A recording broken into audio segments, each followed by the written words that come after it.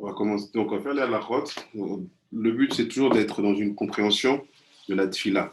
Et j'ai pensé d'ailleurs que, ce qu'on m'a demandé plusieurs fois dans différents groupes, de quel noussar, quelle intonation, comment on fait certaines prières particulières, comme par exemple le kiddush, comment on le fait nous, ou la kedusha, ou toutes ces choses-là que vous ne pouvez pas voir parce que vous n'êtes pas avec nous au quotidien ou qu'on n'a fait pas Shabbat ensemble.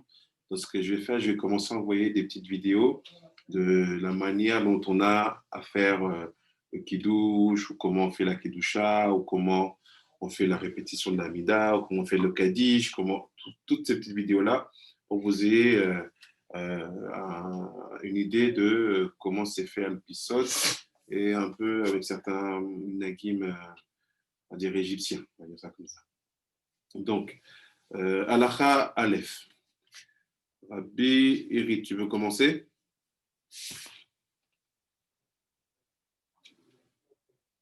Ah bon, j'ai pas compris. Oui. Tu veux lire la Halacha Aleph? Ah oui. Tu fais Donc, l'hébreu, après tu nous fais le français et on rentre dedans. ok.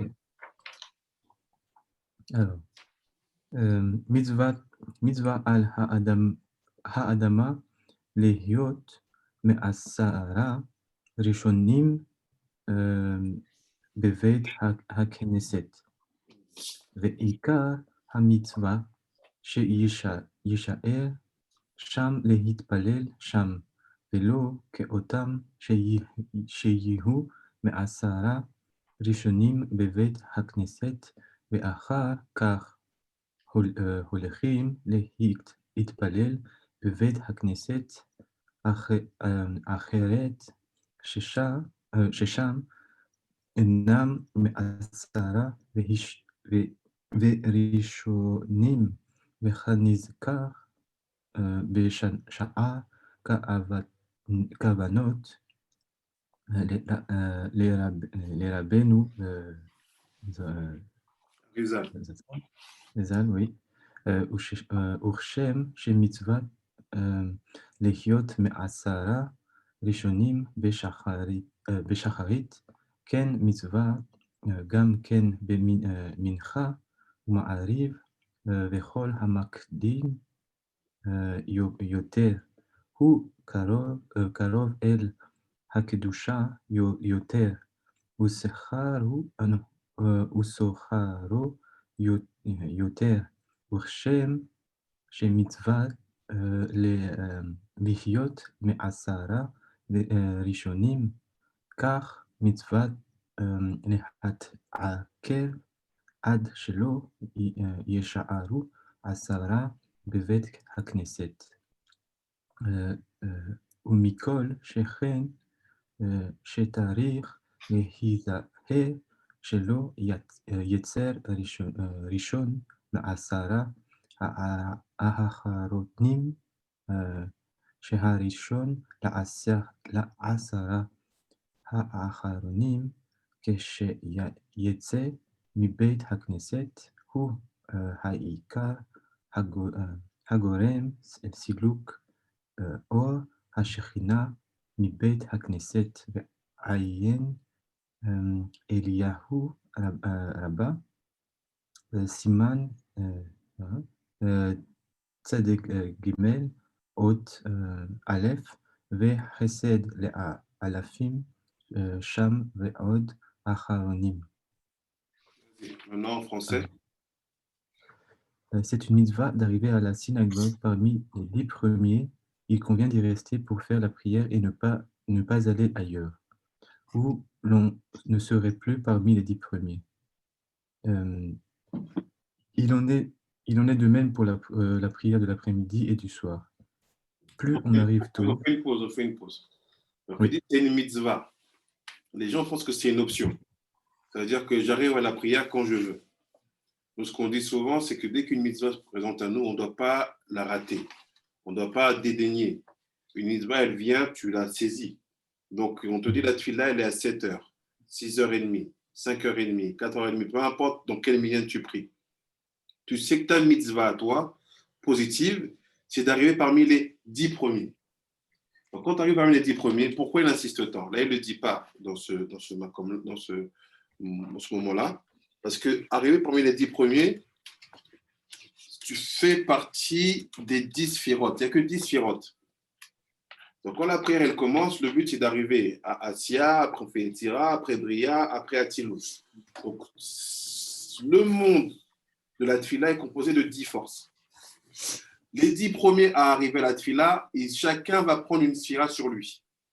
Et tout le temps de la prière, la sphira va rester sur toi. Tu vas incarner cette sphira-là. C'est pour ça qu'il te dit, ne quitte pas la salle. Si tu quittes la salle, je vais partir une des 10 sphirotes. Et les gens souvent ils se trompent, ils disent non, l'essentiel c'est qui est 10. Non, regarde c'est qui les 10 premiers. Eux, ils doivent rester jusqu'à la fin. Donc c'est pour ça que pour nous, c'est une mitzvah. Ça n'existe pas que j'ai une option comme ça, je sais que je commence la tfila, elle commence à 6h30, j'arrive à 7h. Ça s'appelle dédaigner la mitzvah. C'est assourd. Donc, vous vous organisez, vous mettez le réveil plus tôt, mais arriver parmi les 10 premiers, souvent en France, c'est arrivé avec le rabbin. Ah, c'est bien. Arrivez avec lui. Vous arrivez, il dit, ah non, quand tu viens si tôt, non, j'ai étudié que c'est bien parmi les 10 premiers. C'est tout. Là, vous savez pourquoi? Parce qu'en fait, au moment où les 10 y rentrent, les 10 sphirotes sont constituées, la tfila, maintenant, elle peut commencer. Vous avez une responsabilité énorme. Elle continue à virer. Okay. Plus on arrive tôt, plus on a la possibilité d'atteindre la sainteté. Et le mérite en est grand. Voilà. De même qu'il faut être un des 10 premiers arrivés, il faut être un des 10 derniers à quitter la maison de prière. Ça, c'est très important. Mais je vois si vous avez bien compris. Vas-y, lis maintenant. Et il faut veiller à plus forte raison à ne pas être le premier des 10 personnes à sortir, puisque c'est celui-là qui, en brisant le minyan, provoque le départ de la présence divine. Ah. Voilà. Ça, si vous prêchez les Mekoubalé, vous allez tomber dans le piège tout de suite. Et vous regardez comme ça. Ah, vas-y, sors. Moi en premier. Non, je vais rester un peu, je vais lire. Parce qu'il sait que quoi? Le 10e, enfin, il reste 10 dans la salle. Celui qui est le numéro 10 qui sort, qui veut passer le minyan de 10 à 9, il pense sur lui la responsabilité d'avoir provoqué le départ de la Shrina. Moi, j'ai assisté à une scène une fois. Quand j'ai lu cette halakha, j'ai fait ah, vous ne m'aurez plus. Là, je reste. Je vois maintenant le jeu, la vue, j'ai compris. Regarde. Mais tu pars pas, je suis non, rock l'Israël. On lit. On voit, on les dit, on lit. On finit. On se regarde. Parce que personne ne va laisser le rabbin sortir en premier. Parce que tu ne peux pas, c'est le rabbin. Donc, il dit, tu ne veux pas avancer? Je fais, non, aujourd'hui j'ai mon temps. Vraiment, j'ai mon temps, tu peux aller. Il dit, bon, j'ai compris, tu as compris. Il dit, viens, on sort en même temps. Donc, on s'est pris par le bras. On est parti comme ça, personne n'est numéro 10 à sortir. Et c'est ça, il ne faut pas dire à tout le monde. Si je dis à tout le monde, ça y est. Tout le monde arrête d'acheter à la prise. C'est bien. Ouais, c'est bien. C'est clair, c'est bien. Donc, il faut faire attention à ça. C'est hyper important de ne pas être celui qui va passer le minyan de 10 à 9. Mais c'est plus important encore d'être celui qui fait passer le minyan de 9 à 10. C'est ça qu'on dit le dernier, Sarah Kodesh, Asri Kodesh. Pourquoi? Parce qu'en fait, grâce à toi, on était 9 et tu as apporté la malchoute. On sait que la malchoute, c'est la plus importante. Tout est fait pour elle.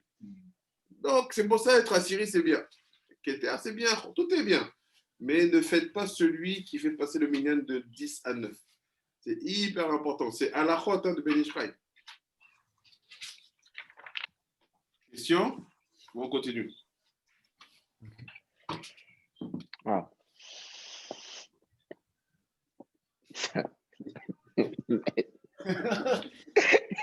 Gentil aussi, c'est pas très gentil. C'est dire, bon, vas-y. C'est terrible. Genre, pars, moi je reste comme ça. Ouais, vois ce que je veux dire? Je vois ce que tu veux dire. Mais c'est quoi le plus grave? Je sais pas. Quelqu'un qui ne sait pas, toi, tu sais que pour toi, c'est une halakha de ne pas passer de 10 à 9. Tu ne veux pas le faire. Mais tu es pressé ce jour-là, tu dois aller à un rendez-vous. Tu dis, non, aujourd'hui, sur moi, je ne vais pas avoir ça. Tu dis, bon, qu'est-ce que tu fais? Tu dis, regarde, lui, il ne sait pas. Donc pour lui, ce n'est pas une halakha. Tu dis, vas-y, mon fils, avance. Mais maintenant, quand tu sais, c'est fini, il est coincé. Parce que vous allez voir avec les 7 elle se vide, comptez les gens. Moi, je compte. Donc on était là, on regardait, Les autres, contre l'Israël, tu vois. Ok. 12, 10, attends, 11, je pars. Je vous laisse vous 10, débrouillez-vous. C'est ça. Mais si tu étais dans les 10 premiers du Minyan, donc tu dois rester. C'est les 10 derniers. Mais c'est ça le compliqué. C'est le mieux, les rabbins, ils sont les premiers arrivés et les derniers partis. Alors on laisse la première place à l'arrivée et la dernière place au départ. Mais ce 9-10 là est très très compliqué. Oui, j'ai une question. Oui. Du coup, justement, donc, si on arrive dans les 10 premiers, mais que donc, à la fin de la TIFLA, il y a beaucoup de groupes, c'est-à-dire qui vont étudier dans la Beta Knesset, et que toi, tu as un rendez-vous où tu dois partir, et que du coup, ils seront toujours plus de 10. Comment on fait? Parce qu'ils vont étudier. Je peux partir. C'est-à-dire que tous les gens, parce qu'eux, ils ne savent pas. Toi, tu sais que là, il y a un coin synagogue et à côté là-bas, on étudie. Les gens, ils ont fait des prières vite, ils ont enlevé les tuilines, ils sont mis à côté pour faire le limoud. Toi, tu dis rien. Tu as compté, ils sont 12, 13, tu pars. C'est-à-dire qu'ils sont toujours dans l'endroit et ça maintient la shrina qui soit là. C'est vraiment, si par exemple, ils doivent sortir de la Beth Knesset pour aller dans un makom de limoud, ah là, c'est autre chose. Si le makom de limoud, il est dans la Beth Knesset ou au fond de la Beth Knesset ou à côté comme ça, là, ça va. Tu peux partir à aucun moment. C'est bon, on a fini la lacha 1. Oui. Lacha bet, Rabbi Shimon, tu veux lire? C'est moi, Rabbi, c'est moi. Ah, okay. Rabbi Shimon, toi t'arrives, on connaît les Calvoniens, ils aiment le numéro 10. On va te donner, et ton fils, on va te donner, t'inquiète pas.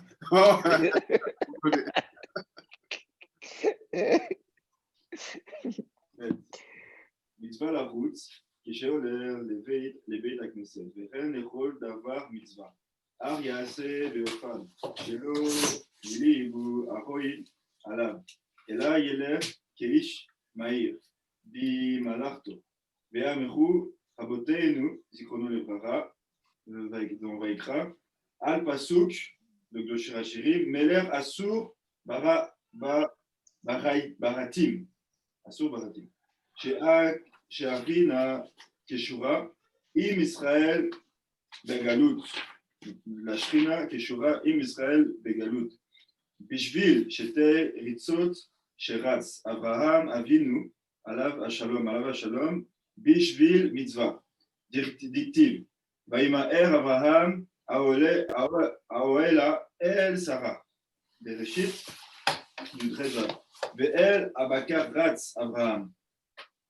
ואמרו גם כן בזוהר הקדוש, תלמדו לזוהר הקדוש, כשישראל רצים לדבר מצווה, כנגד זה רצים מלאכי סנגוריה, ומקדימין ללמד זהות על ישראל, ומיהו לא יחוץ אלא עד פתח בית הכנסת, אבל בבית הכנסת עצמה אסור לחוץ, אלא ילך באמא וירא כי אירא מלך הכבוד היא, והיא נזכר בחסד לאלפים. Tu lis là en français. Tu commences ici, quand tu arrives ici, donc tu vas le trouver ici. Donc, tu commences ici. Donc il dit, il est bon de courir, c'est les mitzvahs, la route qui est chez le Beit HaKnesset. Donc c'est une mitzvah de courir pour se rendre à la synagogue, comme d'ailleurs pour toute mitzvah. Mais il faut le faire de façon à ne pas provoquer la moquerie. On se dépêchera comme quelqu'un qui est rapide dans ses occupations. Donc il ne faut pas courir comme comme un débile, quoi. Il a mis à vos marques. Oui, il part. Tu marches vite. Les sages ont enseigné que la Shrina reste attachée à Israël pendant l'exil grâce aux 2 fois où Abraham s'est dépêché et a couru pour accomplir une mitzvah. Et s'est dépêché Abraham et au troupeau a couru Abraham. Donc il s'est dépêché pour aller chercher l'agneau quand les anges étaient là. Et puis, je ne sais pas la deuxième fois. Et s'est dépêché Abraham quand il s'est levé le matin. Pour laquelle On ne doit cependant courir que jusqu'à la porte de la synagogue. Il est en effet interdit de le faire à l'intérieur, où il convient de s'en conduire avec crainte et respect, car c'est le sanctuaire de la majesté divine. Voilà, qu'est-ce qu'on comprend? Premièrement, je fais à l'envers. Dans les Beit Knesset, même quand c'est des enfants, vous ou tous ceux qui avaient des bêtes knessiotes, qui allaient diriger les bêtes knessiotes, faites attention que les enfants ne prennent pas l'habitude de courir. Une fois qu'ils sont rentrés dans la bête knesset, il faut faire très attention à comment on se déplace. On ne va pas vite. Et maintenant, le fait de dire marcher vite, je vous donne un petit secret, je ne développe pas maintenant. Il dit rats. Rabbi Shimon, on l'a étudié, mais ce n'est pas rats, c'est kfitsat. Kfitsat, c'est comme si tu sautais. En fait, si tu arrives à te réveiller comme il faut, à faire ce qu'il faut, quand il faut, ta marche là, entre la Beit Knesset et entre ta maison et la Beit Knesset, elle ne sera pas normale. Tu auras l'impression que tu voles un peu. Ça, pour ceux qui étudient avec l'après-midi, on a vu qu'il y a des techniques, il y a un nuage qui vient, qui te fait partir comme un Aladdin. Ça, on étudiera ça à un moment. Mais qu'est-ce qui se passe? Il y a un secret important. Je vais vous donner ça pour que vous puissiez avancer.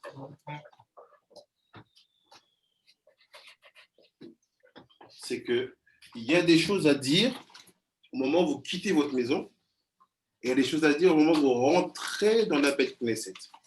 Dans notre Sido Kavanot, il y a une Kavana, je ne vais pas vous l'expliquer, c'est juste que vous compreniez l'essentialité de la chose. Il dit comme ça. Moi, je l'avais mis ici, mais c'est tombé, il faut que je la mette. C'est une Kavana qu'on fait.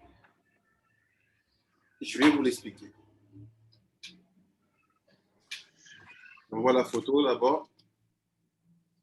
Ces photos, bien sûr, restent confidentielles parce que vous n'êtes pas censé connaître ces choses-là maintenant. Mais D'accord, Rabbi. pour comprendre le Ben Ishraï, vous devez les connaître. Sinon, vous pouvez penser qu'on est dans une halakha numérique et qu'on compile des halakhot parce qu'on veut dire qu'on a étudié. Alors que chaque halakha, c'est des univers. La deuxième photo, elle est un peu floue, mais c'est pas grave. Comme ça, Rabbi Yehuda ne l'a pas utilisé.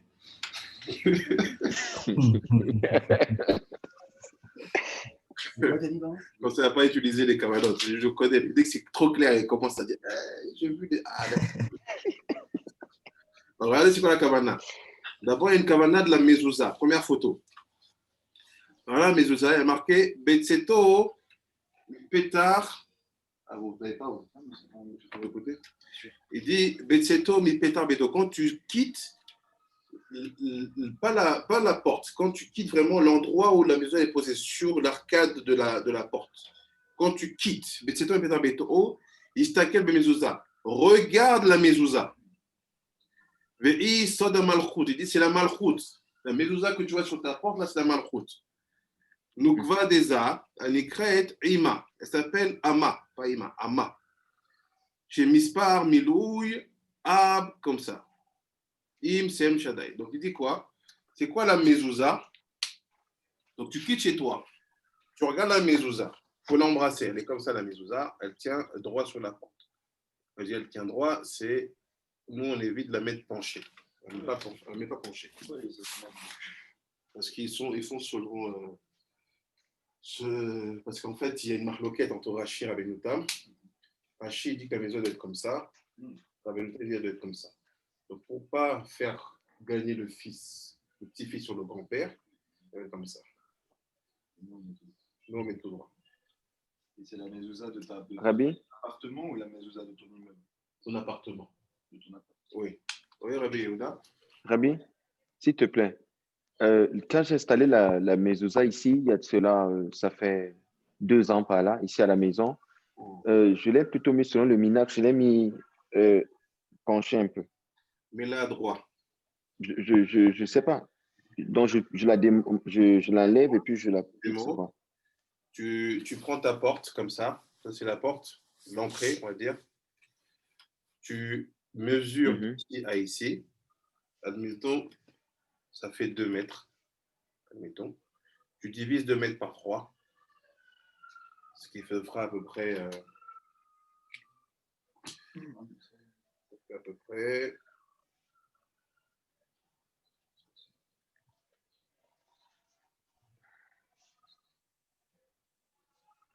Ça fait 66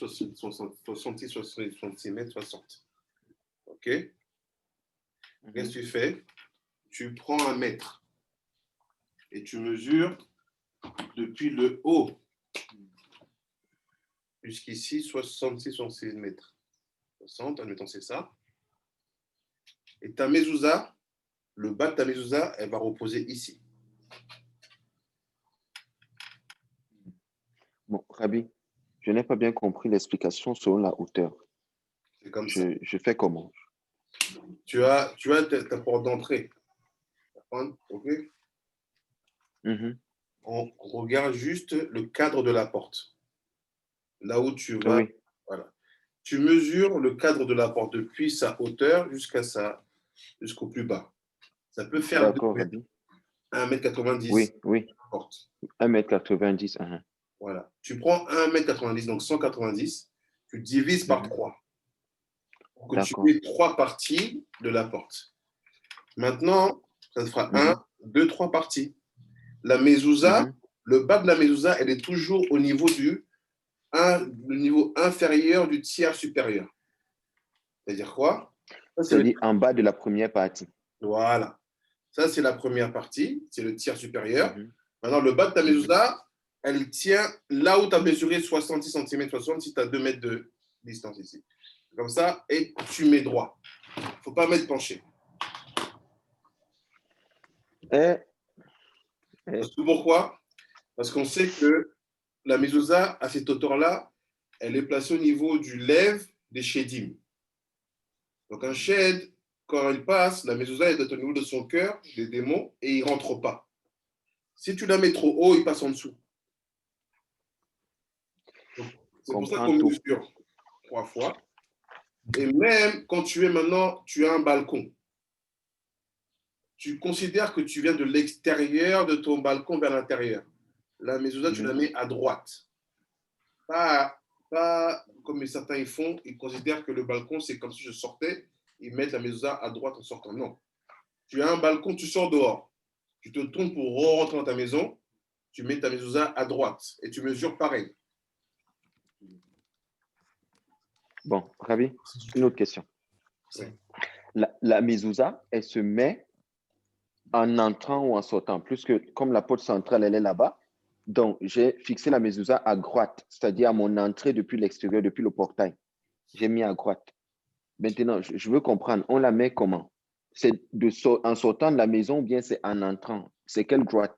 En entrant ou en sortant? Le mezouza se met toujours à droite dans le sens de l'entrée.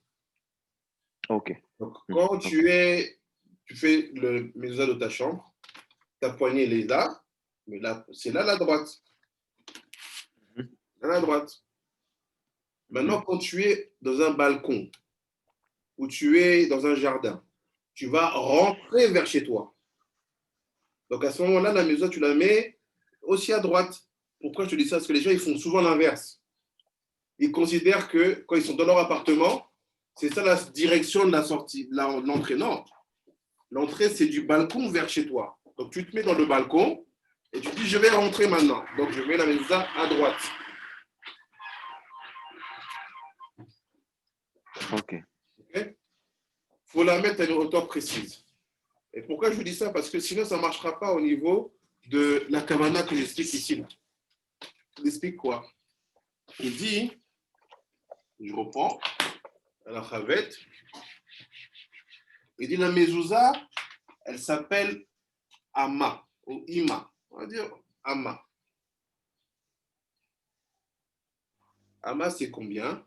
C'est 46. Même c'est 40. Aleph, c'est 1. C'est 6. Donc, il dit, Aleph, c'est 1. Voilà, donc ça fait 46. Il fait cette mezouza-là, 46, on sait que ça correspond à un nom de Dieu qui est comme ça. Je fais Yud, Ke, Vav, Ke. Maintenant, je rajoute le Milouï. Vav, Dalet, He, Yud, Vav, Yud, Vav, He, Yud. Le Shem, le nom Ab. C'est quand j'écris Yud, Ke, Vav, Ke avec des Yud. Yud, Vav, Dalet, He, Yud, Vav, Yud, Vav. Maintenant, quand je prends que les lettres en rouge,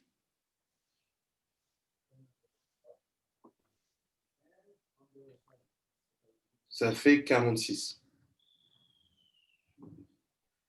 C'est-à-dire, c'est que les milouilles. Milouille, c'est le fait de mettre en phonétique. Le yud s'écrit yud vav dalet. Donc, je prends que les milouyim, ça me fait 46. Donc 46 de Ab, c'est la mezouza qui s'appelle Ama, qui fait aussi 46.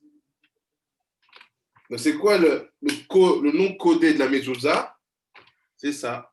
Vav, dalet, yud, yud, vav, yud.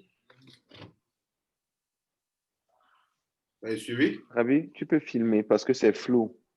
On ne parvient pas. Je ne sais pas si tu peux, s'il te plaît. Filmer ou prendre la photo? Bon, prendre la photo. Prendre la photo.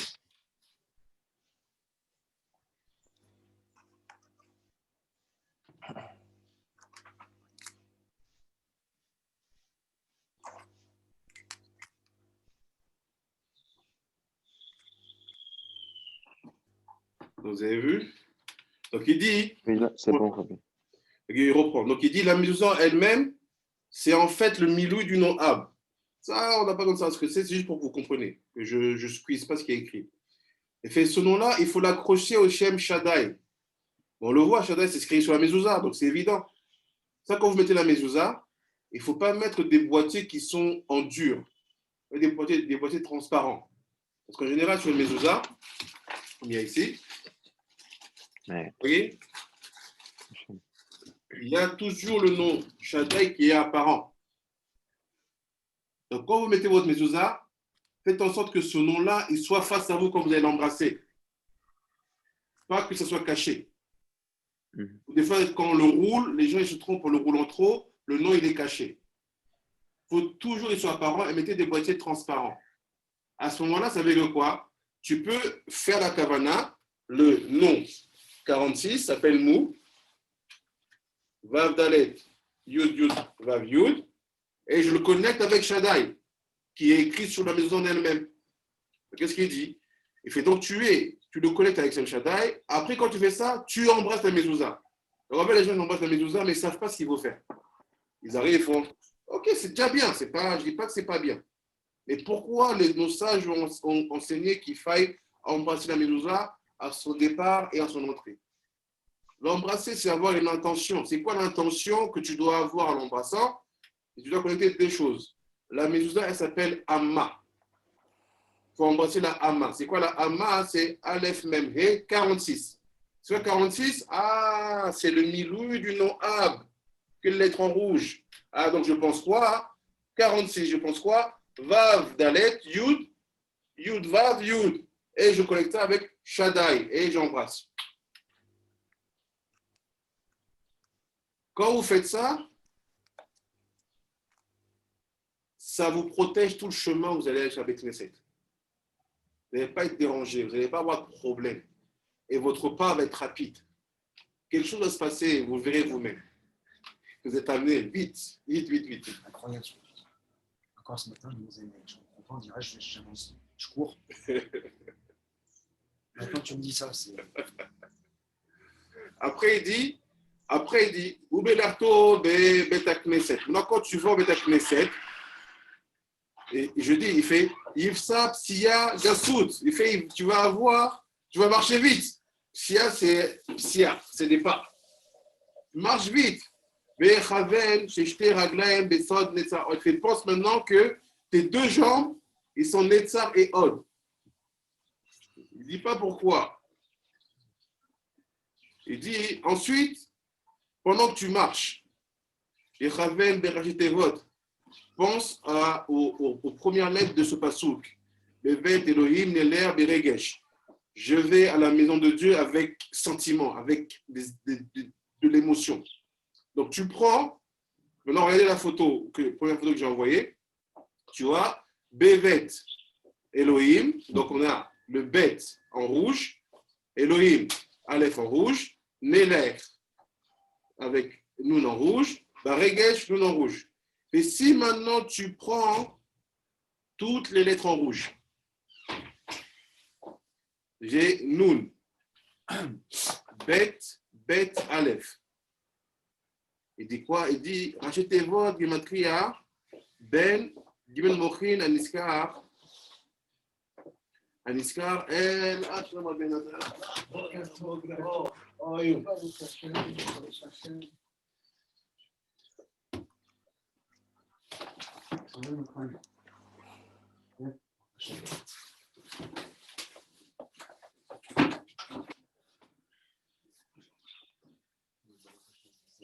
Nous,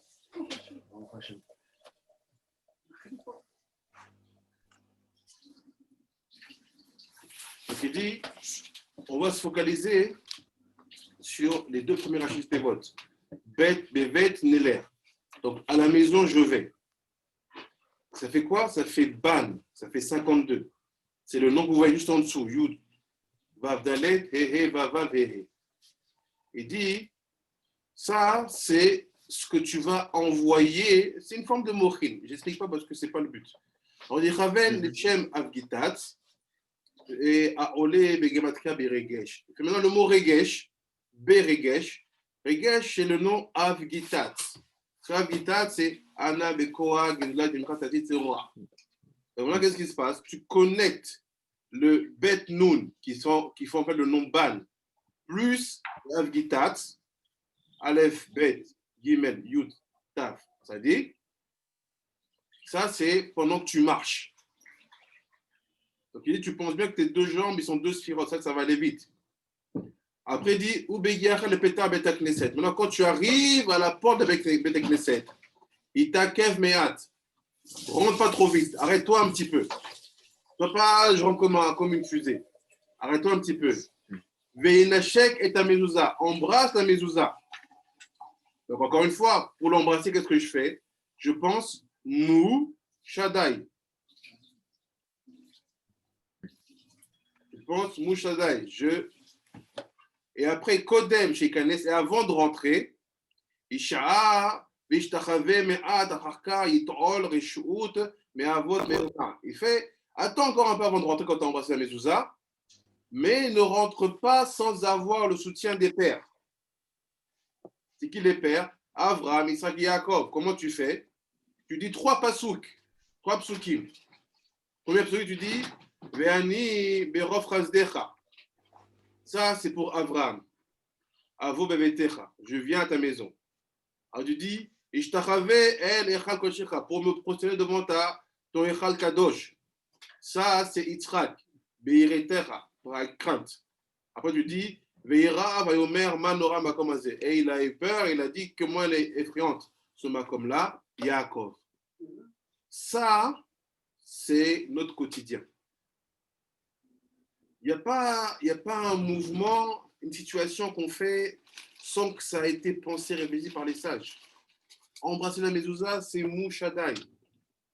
Marcher, c'est Netzar Od, Ban, plus Shem Avgitat. Oh, Yoshiao.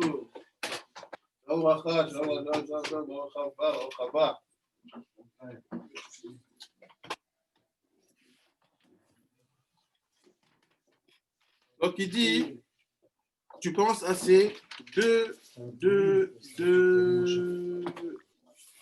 trois votes là. Maintenant, je fais la deuxième partie de la photo. Deuxième photo. C'est juste pour vous montrer comment ça se passe.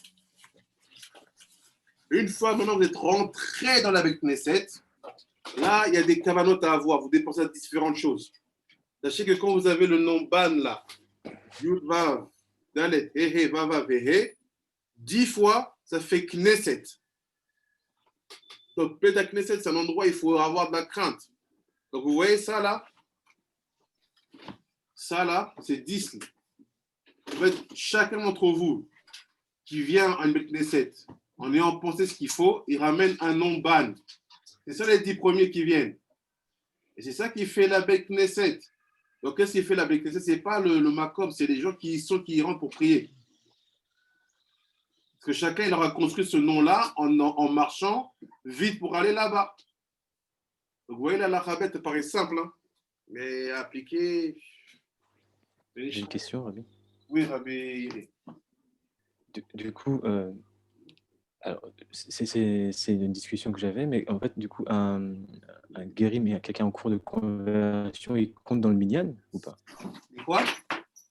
Un guerre en cours de conversion, donc, il compte dans le minyan ou pas? Et donc, du coup, est-ce qu'il peut porter aussi les sphirotes? Très, très bonne question. Très, très, très bonne question.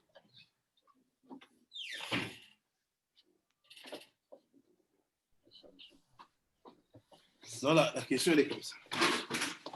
Elle est que le fait de poser la question, c'est de sous-entendre que le guerre, ou celui qui est en conversion, c'est-à-dire Girout, qu'il n'est pas juif. J'ai un problème. Pourquoi? Parce que le Hari dit, celui qui est en cours de conversion, ce n'est pas un goy. Ce n'est pas un goy. Il fait le Yehudi. Tu as le goy, et au milieu, tu as ce qu'on appelle le Nefesh Hager. Parce qu'un goy, il n'a aucune force de venir tous les jours à une Beth Knesset s'asseoir pour étudier, ou à la tfila pour rester là, alors qu'il ne peut pas mettre les tfilines, il reste là et il vient juste. D'où vient cette force-là? Elle vient d'une kedusha qui est à l'intérieur de lui. Maintenant, la halakha a été posée que on ne compte pas le guerre dans un minyan. On dit voilà, le guerre il ne peut pas être dans un minyan parce qu'il n'est pas Yehudi. La question, elle est qui est Yehudi? Si le guerre ne compte pas dans un minyan, est-ce que celui qui est Mechal Shabbat compte dans un minyan? Est-ce que celui qui étudie pas, qui compte dans un minyan? J'ai vu parfois des abus. Je vois quelqu'un qui est en cours de conversion, qui est là tout le temps, on ne le compte pas. Mais je vois d'autres personnes qui viennent en voiture, à Shabbat, on les compte. Je sais pas la logique. C'est pas la logique. Donc, mon conseil, c'est soyez discret avec vos techniciens où vous êtes. Faites selon le minag du Makom. Ne rentrez pas dans la marloquette sur ça parce que ça finira toujours mal. Laissez les gens vous mettre là où ils veulent vous mettre. Ils peuvent vous dire montez pas la Torah, ils peuvent vous dire montez la Torah, ils peuvent vous dire mettez pas les tefs. Ça, c'est ils vous diront mettez pas les tefs, ils peuvent vous dire mettez même pas le talit. Acceptez, ça fait partie de votre lot de souffrance à payer pour le voyage que vous avez fait jusqu'à d'autres endroits. Et ça ne rendra que plus grande votre joie quand vous allez pouvoir tout faire. Mais de manière concrète, je dis ça sans flatterie, mais quelqu'un qui est en cours de conversion, il fait son Chatzot, il fait son Shabbat, il fait son Kash Shalamita, cette filote, je me sens plus à l'aise dans le Kohen Minyan que quelqu'un qui se dit être juif et qui ne fait pas une halakha. Parce que l'identité ne te confère pas le droit. Ce qui te confère le droit, c'est d'être dans les pas de Yaakov. C'est quoi? Être un Baal Maasé, fait. S'il n'y a pas, tu n'es même pas Ben Israël.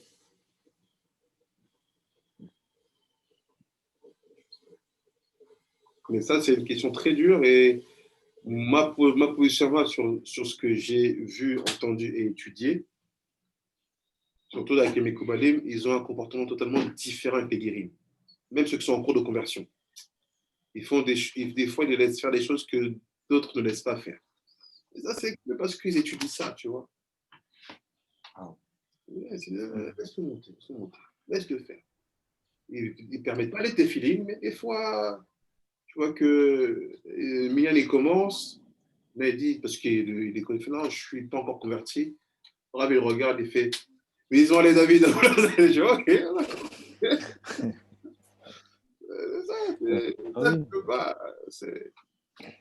Du coup, par exemple, quand je rentre et je compte parmi les 10 premiers dans le Beta Knesset, oui, je peux quand même, dire personnellement, considérer que je rapporte. Oui, considère, bien sûr. Bien sûr. Parce que la Kedusha que tu as, les heures que tu passes étudier chaque jour, le Shabbat que tu fais, tu n'amènes pas rien, tu amènes quelque chose. Et si tu arrives à te lever parmi les 10 premiers, c'est que Dieu veut que tu arrives parmi les 10 premiers.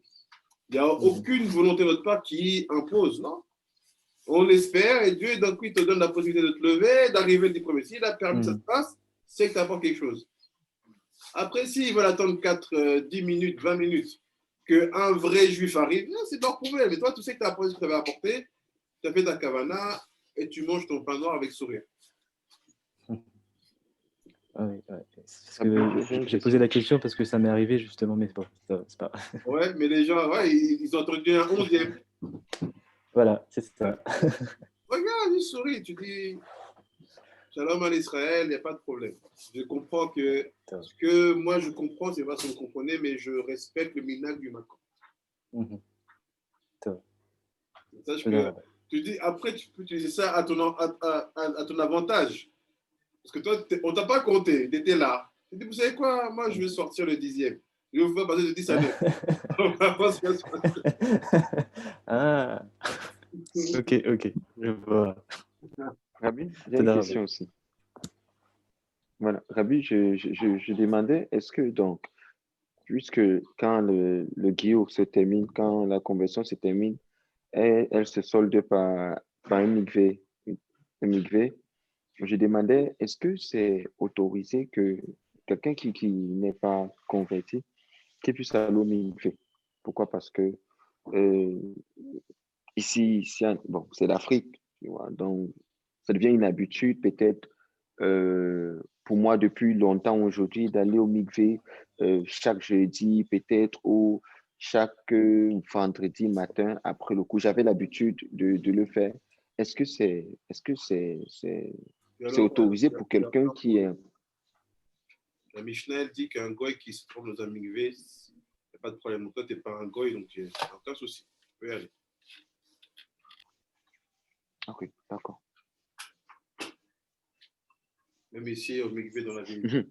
Des fois, les Arabes, ils rentrent, ils se lavent et ils se trempent. Donc, il n'y a aucun problème.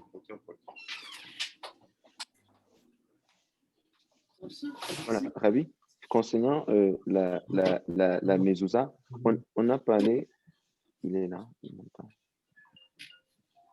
Je t'écoute. Voilà, concernant la mezouza, on a parlé sur le sens de la hauteur. Maintenant, je demandais aussi, comme on a parlé des 3 tiers, c'est-à-dire la fin du premier tiers, on fixe le bas de la mezouza à partir de là. Je demandais aussi sur le sens de la largeur. On segmente aussi en 3 et on fixe au milieu.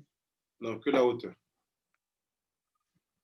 Donc, la largeur, il n'y a pas de problème, on peut placer là où on veut.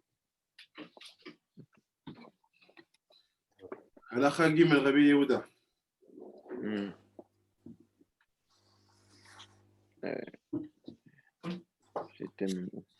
Excusez-moi, je cherche la photo vite là. Ok. Voilà. Misva, la route. Que je relève les vêtements en essai, veren, les râles d'avar. Misva, la d'avar misva. Ren, assez be ofen shelo. Tu as commencé à lire où, Rabbi Yehuda? Non, oh là là. J'ai plutôt commencé à lire à la fin de Bête. Je vais chercher Guimel. Voilà. Au début je suis à Guimel, d'accord. Ok. Aniknas, les vêtements en essai, Yezaer, les it, Kakev, Meat,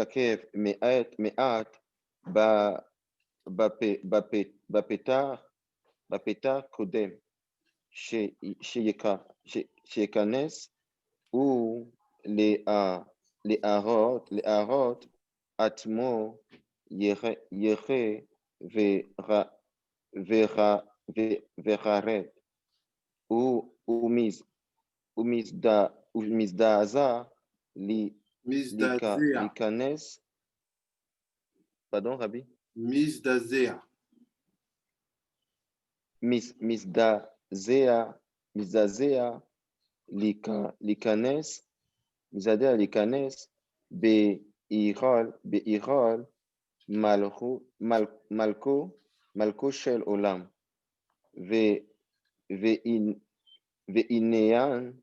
ועניין זה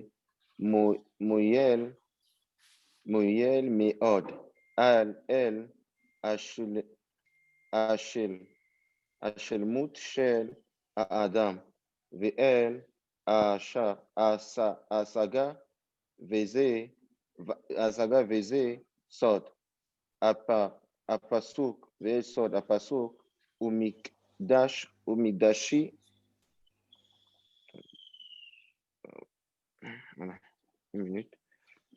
ומקדשי תיראו. גם זה מה שאמרו בגמרא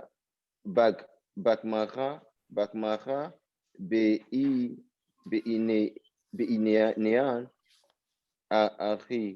אחיתופל, שלימדו לדוד המלך עליו השלום, פסוק ברית אלוהים בבית אלוהים נהלך ברגש, שרמזו גם כן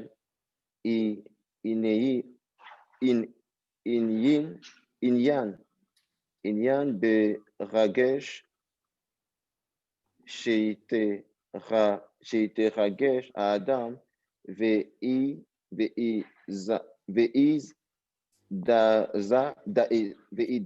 דאיזה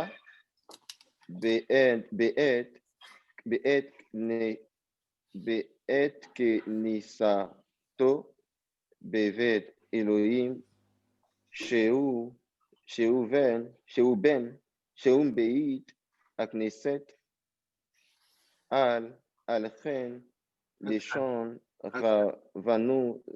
רבנו ז"ל בשעה הכוונות Et en français maintenant. יעון שם. Lis la partie là en français, après on continue en hébreu encore. Fais d'abord là en français. Ok.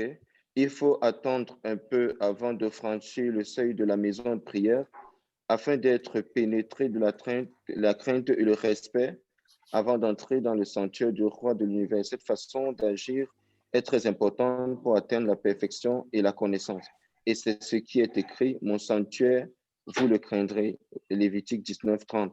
Nos sages rapportent également que le verset nous nous rendrons à la maison de Dieu avec sentiment, selon Psaume 55, verset 15, enseigné au roi David par Ahitophel, fait aussi allusion au sentiment que l'on doit avoir en pénétrant dans la maison de Dieu qu'est la synagogue. C'est ce qui est dit là, des choses très importantes. Le sentiment que tu as en rentrant dans une Beth Knesset, elle n'est pas la même que quand tu rentres chez toi ou tu rentres chez quelqu'un. La Beth Knesset, elle a été construite dans une base où David Amélian a dit, c'est la maison de Dieu. Beth Elohim. Et comment tu peux rentrer dans la maison du roi de l'univers et penser que tu es chez toi? Ça veut dire quoi? Les gens, en général, qu'est-ce qui se passe? Ils arrivent pour prier, pendant que le rabbin est en train de faire peut-être les corbanotes ou ce que les imra, et il est là dans le téléphone. Il commence à être dans le téléphone, commence à parler à son voisin. Dans les synagogues, normalement, il y a marqué il faut garder le silence. Il ne faut pas se comporter dans la maison de Dieu comme si c'était, on va dire, une maison quelconque. C'est pour ça qu'on essaie de faire en sorte que quand tu es dans la maison, de la Beth Knesset, il y a un comportement entièrement différent à avoir. Premièrement, le silence, respecter les choses. Deuxièmement, être propre, bien sûr, comme on a pu y voir par le passé dans d'autres inoudibles. Troisièmement, essayez d'avoir une crainte au moment où vous y rentrez. Et nous, on nous a enseigné comme ça, nos sages, que c'est la même chose qu'il faut avoir quand tu rentres dans un endroit où tu étudies. C'est-à-dire que des fois, quand tu es en train d'étudier ou en train de prier, les gens, se rendent pas compte que quand quelqu'un est dans un cours, et toi tu prends ton téléphone, tu es là comme ça, c'est pas que c'est un manque de respect pour celui qui enseigne, c'est un manque de respect pour le comme un midrash, bête à midrash. Tu dois avoir le même comportement. Les gens, des fois, quand c'est un bête à midrash, ils se permettent de donner des avis, mais d'être en colère, de crier, de sortir, de faire quoi. C'est pour ça qu'il faut faire très attention à partir du moment où tu franchis la porte de ta midrash, que tu t'arrêtais avant de rentrer à la mezouza, comme dit Ben Ishraï, tu l'as embrassé comme il faut. Fais en sorte de rentrer avec la même crainte.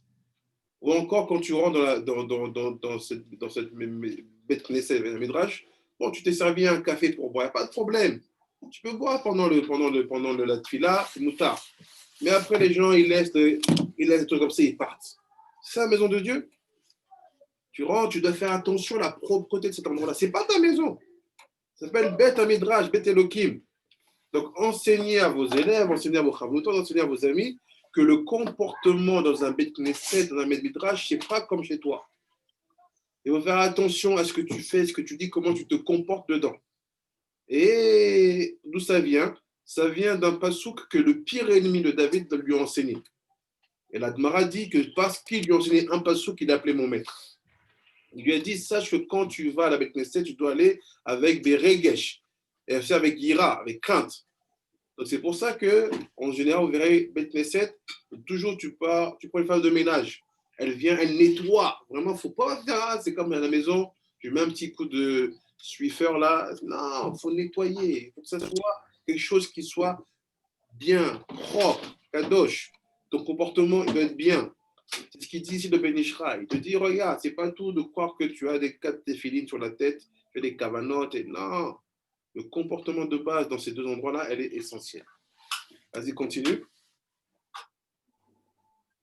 En hébreu maintenant. Uvesfer, que t'es malheureux, que tu vas yad katuv, bekol yom, yom que chez kanes, le vetaneset, amod, ba ferar, imar, ba petar, imar, pasur, Vani Bevot, Berod, non, Berov, Berov, Rasdera, Veru, Teilim, He, Veikanes, ou que Sheu, Nirnas, Veuler Sham, Yomar, Arar, Apasur, Aniskar, He, Tsevaot, Adonai. Adonai, Tsebaot, Imanu, Adonai, Tsebaot, Imanu, Misgav, Lenu, et Elorai, Lanu.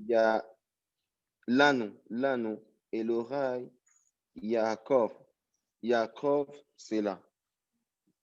Voilà. Veu Pasuk. Voilà. Veu Pasuk Shel, Avraham Avinu, Alava Shalom, c'est petit, je vais agrandir, pardon.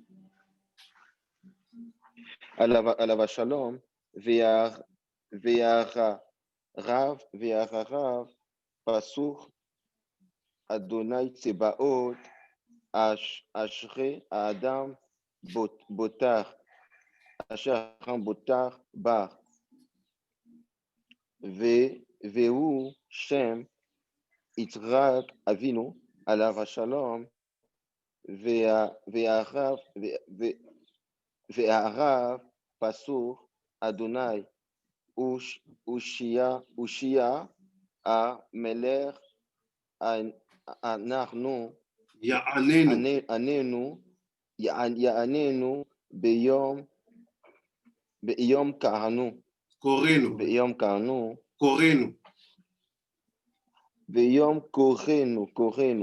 Korenu Veu Shem Yaakov Avinu Hachem, Alav Shalom. Shel. Hachem, Shel. Ok. Veu Shel Yaakov Avinu Alav Shalom.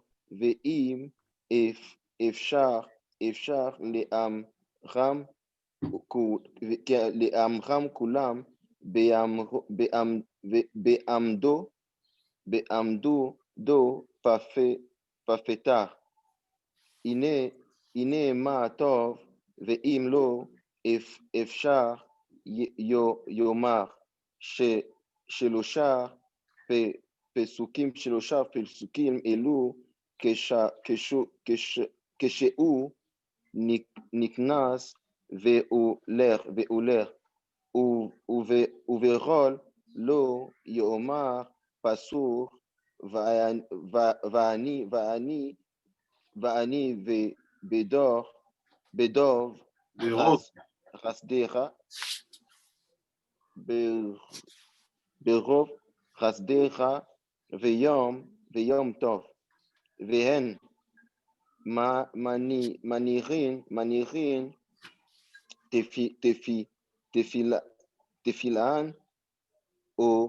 tefilan omar pasur va'ani berov rasdera velo ba'anan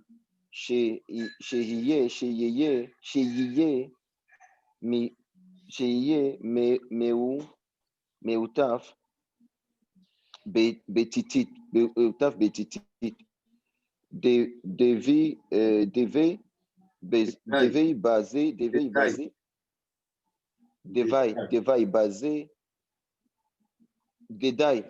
דבי בזה בטלית קטן שעליו. En français.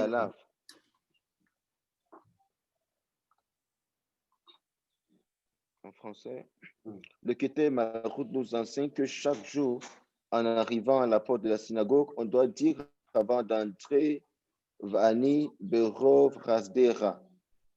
Puis, après y être entré le verset Hachem Tsebaot qui se révèle à Abraham Avinu, Hachem Tsebaot qui se révèle à Yitzhak Avinu, et le verset Hachem Oshia qui se révèle à Yaakov Avinu. Il vaut mieux les réciter à l'entrée même. Mais si ce n'est pas possible, on peut les prononcer tout en entrant. En semaine, on ne dira Vani Berov Rasdera que si on est déjà paré des téphilines. Le Shabbat et le jour de fête où on ne met pas de téphilines, on dit le verset même quand on ne s'est pas encore couvert du talit parce que le talit katan suffit. Qu'est-ce qui se passe ici? On a deux avis différents. On a eu dans le Siddur ici, il dit trois autres psukim. Il dit trois psukim que j'ai envoyé en photo, où il te dit ça c'est pour Abraham, Beira, il dit Beira, Beregesh. Je les reprends. Il y a deux avis, donc c'est deux choses d'une.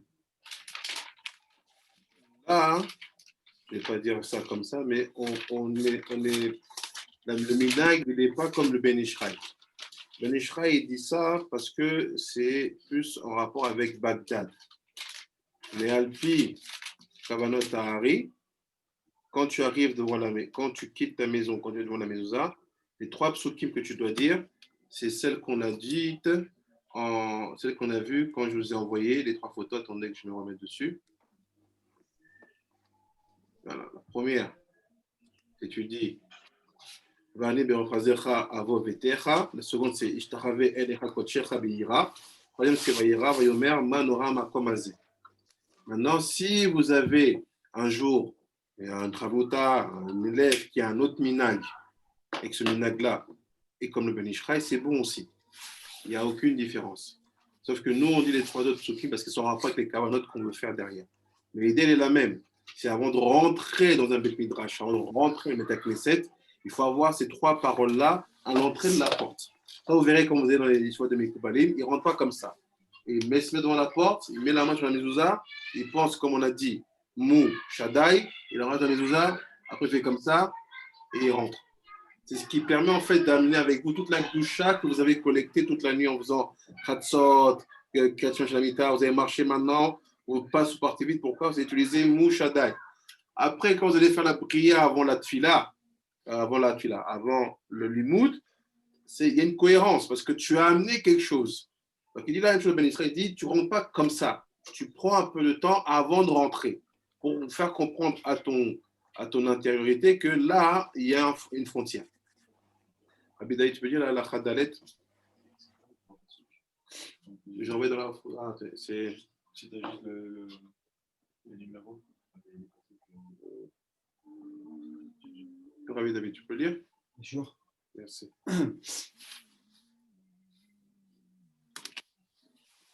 En français ou en hébreu? En hébreu d'abord, pas en français. Ouais.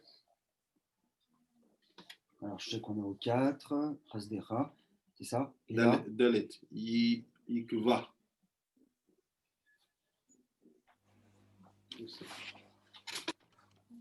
oui, il va, pardon. Voilà, super. Merci. Il va Makom, li Filato, Shelo, Yeshneu, Velav, Davka, Bekevat, Shel, Bet, Akneset. Et là, Gam, Bevet, Akneset, Shekavouar, Ba, Yigva, Sham, Makom. Vechen, She, Palel, Beveto, Lefrakim, Gam, Ken, Yigbar, Makom, Yitfalel, Bo, Bechol, Paan. Vikar, Kivi, Out, Makom, Ou, Bit, Pilat, Amida. En français maintenant. Il convient ou il faut choisir pour la prière? Alors, il faut choisir pour la prière un endroit fixe qu'on ne doit pas changer. C'est non seulement la synagogue qui doit être fixe, mais également la place où l'on prie. À la maison aussi, où l'on fait occasionnellement la prière, on doit ménager un endroit où la dire. C'est essentiellement pour la Mila que la place fixe est nécessaire. Donc, qu'est-ce qu'il dit ici? Il dit en fait, ne crois pas que l'endroit où tu te tiens pour faire ta Amida, c'est un endroit qui est comme les autres.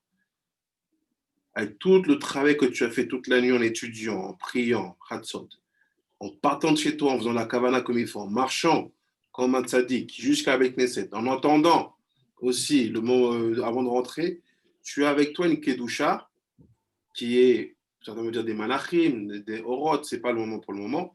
Et fait cela t'oblige à deux choses. Choisis toujours la même Beit Knesset. C'est important. Et même quand vous voulez changer, ne changez pas comme ça. Il faut toujours avoir. Bon, au début, tu prends ton temps, tu choisis l'endroit, tu sais que l'atmosphère te convient. Et quand elle te convient, choisis-toi une place. Si vous n'avez pas de place, demandez au rabbin où je peux m'asseoir. Et commencez à la garder. Maintenant, si un jour quelqu'un vient s'asseoir à votre place, commencez pas à faire les fous. Vous vous déplacez. Pas besoin de s'énerver ou quoi. Et des fois, même encore pire quand c'est des enfants qui viennent. Il y a un gosse comme ça, il n'est même pas barre, déjà il s'assoit à ta place. On ne commence pas à lui faire Non, laisse-le là, toi tu vas ailleurs, tu prends une autre place. Il dit, mais quand on parle de place pour la Hamida, pas de place assise. Déjà, ils se trompent, ils achètent des places assises. Achète une place d'Amida. Tu dis, non, moi je ne prends pas la place assise. Gardez vos chaises avec leur nom. Moi je prends une place de debout. Comment ça? Oui, c'est là-bas que je prie. C'est ça la mentalité qu'il faudrait avoir. Donc quand vous vous mettez sur cette place-là où vous allez prier, l'idée c'est de quoi? De dire, ce que j'ai prié hier va être accroché à ce que j'ai prié aujourd'hui. Dans un autre livre, on étudie dans le Kitvari, c'est que chaque prière, il est comme un vêtement qui se met sur la précédente prière. Donc il y a vraiment une logique d'endroit, de précision. Et fait après, quand tu fais ça, garde-le aussi dans la maison. Quand tu as une grande maison, une petite maison, tu choisis un endroit pour prier, prends le même endroit, toujours. Et la même chose aussi pour le makom du limoud. Prenez un endroit et restez-y accroché. Je vais lire le He. Non, je vais lire Rabbi Shoni le He. Sur les palais. Asur, להתפלל, והיא צמוד. דאם יתפלל באי צבון, ואי נפשו יכולה לקבל אור העליון, הנמשך עלייך בעת התפילה, ורק בשעת ודיוי יתעצב על עוונותיי, וקודם תפילה יקבל מצוות, ואהבת לרעך כמוך, ויקרא י"ט י"ח. ולכן אם יש אדם מישראל בצרה יתפלל עליו כל יום בפירוש, ועל ידי זה תקלל תפילתו. בכלל תפילות כל ישראל ותעשה פרי ומעלה. Donc, il dit quoi? Il convient d'éviter d'être affligé, d'être triste quand on fait la prière. Si vous êtes triste, prenez, allez danser dehors, buvez de l'eau, faites ce que vous voulez, mais il ne faut pas prier, il ne faut pas commencer. Il faut éviter d'être dans le cas de prière. Il y en a des fois, ils aiment prier parce qu'ils disent, ah, je veux pleurer dans ma prière. Qui t'a dit? On n'a pas besoin de ça. Tu veux pleurer dans ta prière, attends, finis la mida, finis le Shabbat, va dans le bitpo des doutes, va et pleure. Mais ce n'est pas le moment de pleurer quand tu fais l'Armida. Il fait, car dans ce cas-là, ne peut s'imprégner du rayonnement céleste que la prière prodigue. En d'autres termes, la gdusha de la tfila, qui fonctionne comme ça et comme ça, qui fait des allées-venues, elle ne peut pas rentrer. Comme on l'a vu dans Sharik Doucha, quelqu'un qui est triste, c'est fini. Il n'est pas un kéli, il ne peut pas recevoir, il n'est pas mékabel. Il dit, on ne doit s'attrister que lorsqu'on fait le vidouille. Le seul moment où il est permis d'avoir une tristesse, c'est quand tu commences à charme, nos bagan, nos gazan, nos dibar, nos filles la shonara. Là, oui, c'est permis. Il dit, au moment où on complète les fautes, eh bien, avant la tfila, il faut désirer accomplir la mitzvah d'aimer son prochain comme soi-même, lorsqu'un juif est comme soi-même. Déjà là, il faut préciser. On va voir si vous avez compris cette là. Il dit, il faut, avant de prier, tu dis, je veux aimer le juif comme moi-même. C'est qui le juif ici? Première question. C'est tous les juifs ou pas? Première question. Même ceux qui ne font pas d'halachot? Première question. Lorsqu'un juif est en difficulté, donc là, il fait quand un juif est en difficulté, il faut prier chaque jour spécialement pour lui. Donc, de qui on parle? On est plus de 13 millions de juifs, 14 millions de juifs. Tu connais tous les juifs en difficulté, toi? Tu pries pour eux? Alors, comment ça se passe? Il dit, ainsi, la prière du particulier est incorporée à la prière de tout Israël et peut porter des fruits. Alors, je ne comprends pas. Je veux que ma prière porte des fruits et d'un coup, je deviens quelqu'un de très amiable. Ben, c'est égoïste. Parce qu'il semble qu'il y ait un objectif. Ça, c'est quoi? Je veux que ma prière porte des fruits. Donc, qu'est-ce que je fais? Ben, je m'intéresse d'un coup au sort de Rabbi Shimon, je prie pour lui. Ben non, ce n'est pas l'ishma. Tu dis un ton prochain comme toi-même. Non. Dis ton prochain. Bah, c'est ton... Tout le monde.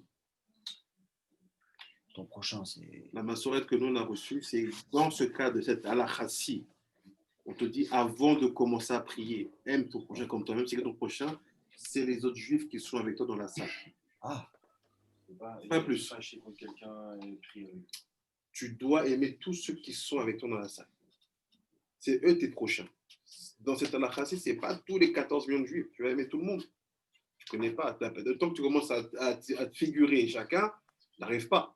Même chez l'Artibourg, avant de commencer, de regarder chaque personne qui est dans la salle à prier avec lui. Donc il dit dans cette halakha-ci, quand il dit aimer ton prochain comme toi-même, avant de commencer à prier, c'est tous ceux qui font partie de ton minyan, tu dois te sentir collé à eux. La même chose que quand tu étudies, tous ceux qui sont autour de ta table pour étudier avec toi, te sentir collé à eux. Et c'est dans leur cas que s'il a un problème, tu te sens connecté. Quand il dit celui qui a un problème, priez pour lui. Ok, j'ai un nom qui est à New Jersey. Tu ne le connais pas, tu vas avoir prié. Non, tu regardes le minyan. C'est ça qu'on dit, prends le makom kavua, parce qu'après vous devenez comme un corps. Chacun il a une histoire, une vie, donc tu sais, ah lui c'est un peu dur en ce moment, viens, on va prier pour lui. C'est ça le truc, c'est aimer ton prochain comme toi, c'est celui qui est avec toi dans le minyan. C'est ce prochain-là dont on parle. Et de prier pour lui, c'est ses problèmes à lui. Problème de Bibi, tu fais pour Bibi, toi? Non, je ne sais pas, il a des problèmes. Oui, il a des problèmes. il y en a qui prient pour lui quand même. Il y en a qui prient pour lui, mais tu n'y penses pas tout le temps. Non. Alors que s'il était dans ton minyan, tu y pensais tout le temps. Ah, Bibi, je sais, c'est chaud là, les contrats, on va prier. C'est-à-dire qu'il y a une protection qui se crée quand il y a une régularité des gens qui s'asseyent ensemble et qui prient ensemble. Après, il dit, et ça fera des fruits. Ah, il y a un problème. On fait ça par intérêt? Non, c'est dit quoi? C'est quoi les fruits de la tefila? C'est que la tefila, elle peut monter. J'ai compris. Ça, il faut une solidarité et qu'il faut être très, très, quand vous dites une communauté, vous avez un groupe de gens, il faut tout le reste laisser. Ça ne vous regarde pas. Mais l'atmosphère de paix entre les gens, qui a un kavod, un respect de chacun, ça doit être le truc où vous ne laissez rien passer. Parce que l'atmosphère de paix, c'est ce qui permet de faire des fruits. Pourquoi? Parce que ces fruits-là, c'est le bébé en commun de tout le monde. Quel rappel? J'ai une question. Donc, Oui. dans une minyan, donc ça s'est passé. Donc, en fait, il y a un groupe de personnes qui parlaient pendant la prière. Et à un moment, donc, il y a quelqu'un qui a un peu haussé la voix justement pour dire que, parce que c'est plusieurs fois qu'il est intervenu. Du coup, je me pose la question par rapport à cette shalom-là. Est-ce que si ces personnes-là, ils n'arrêtent pas de parler, on intervient de manière... et qu'on on leur a demandé de ne pas parler plusieurs fois. Du coup, en fait, la personne, finalement, elle a haussé le ton, mais finalement, ça aussi, ce serait une faute d'avoir... Ouais, c'est ça. C'est pour ça, dans ces moments-là, il faut laisser l'autorité à celui qui est le rave du Makom. Parce que la parole du rabbin, à ce moment-là, elle n'est pas considérée comme étant partie prise. Lui, il est là pour s'occuper de ce que la tfila et que l'atmosphère de la tfila soit bonne. À ce moment-là, qu'est-ce qu'il doit faire, celui qui est dérangé?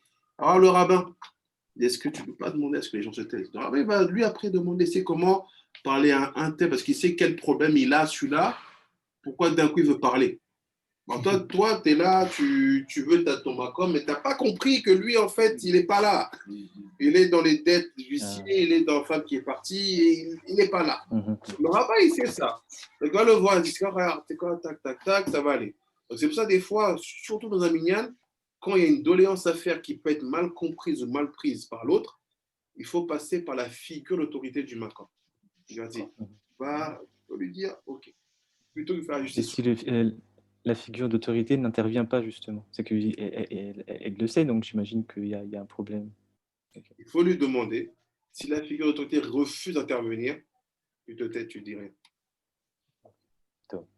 Parce que si tu interviens après, c'est comme si tu estimais qu'elle n'était plus la figure d'autorité et que tu étais la tête à la place de la tête. Mais toi, tu as fait ton travail. Tu as fait après Hachem, il sait que la prochaine fois, il mettra le monsieur dans une situation d'être un peu malade. Il ne viendra pas mignon. Tu verras, ça c'est. Mais toujours faire attention, surtout la crise de parole dans les macombes de Tfilot, c'est très compliqué. Très compliqué. C'est une maison d'Elohim. Elohim, c'est dîner. Ouais. Abiri, tu dis le Vav, je crois que tu vas partir bientôt en plus. Ouais, je vais faire, ouais. Vas-y. Afilu Hazmirot, Lo Haya, Omer, Benu, Haari, Zal, Bekol Aram, Kidei, Nehareot, Achnaa, Verak, Beyom Shabbat, Haya, Merin, Kolo, Bin'ima, Me'at, Yoter, Mimin Hago, Bechol, Lichevod, Shabbat, Urshehaya,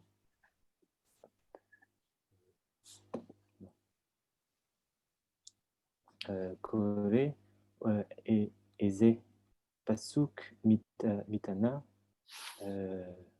Mitanach, oui, Betor, Hatefilot, Demiyoshev, Haya, Koreo, Bat Amim, Shelo, Behaya, Mazhi, Et, Rabbeinu,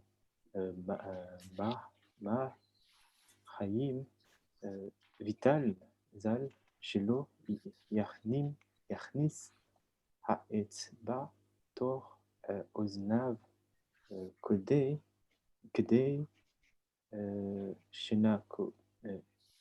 Shenakotam, Mizuhama,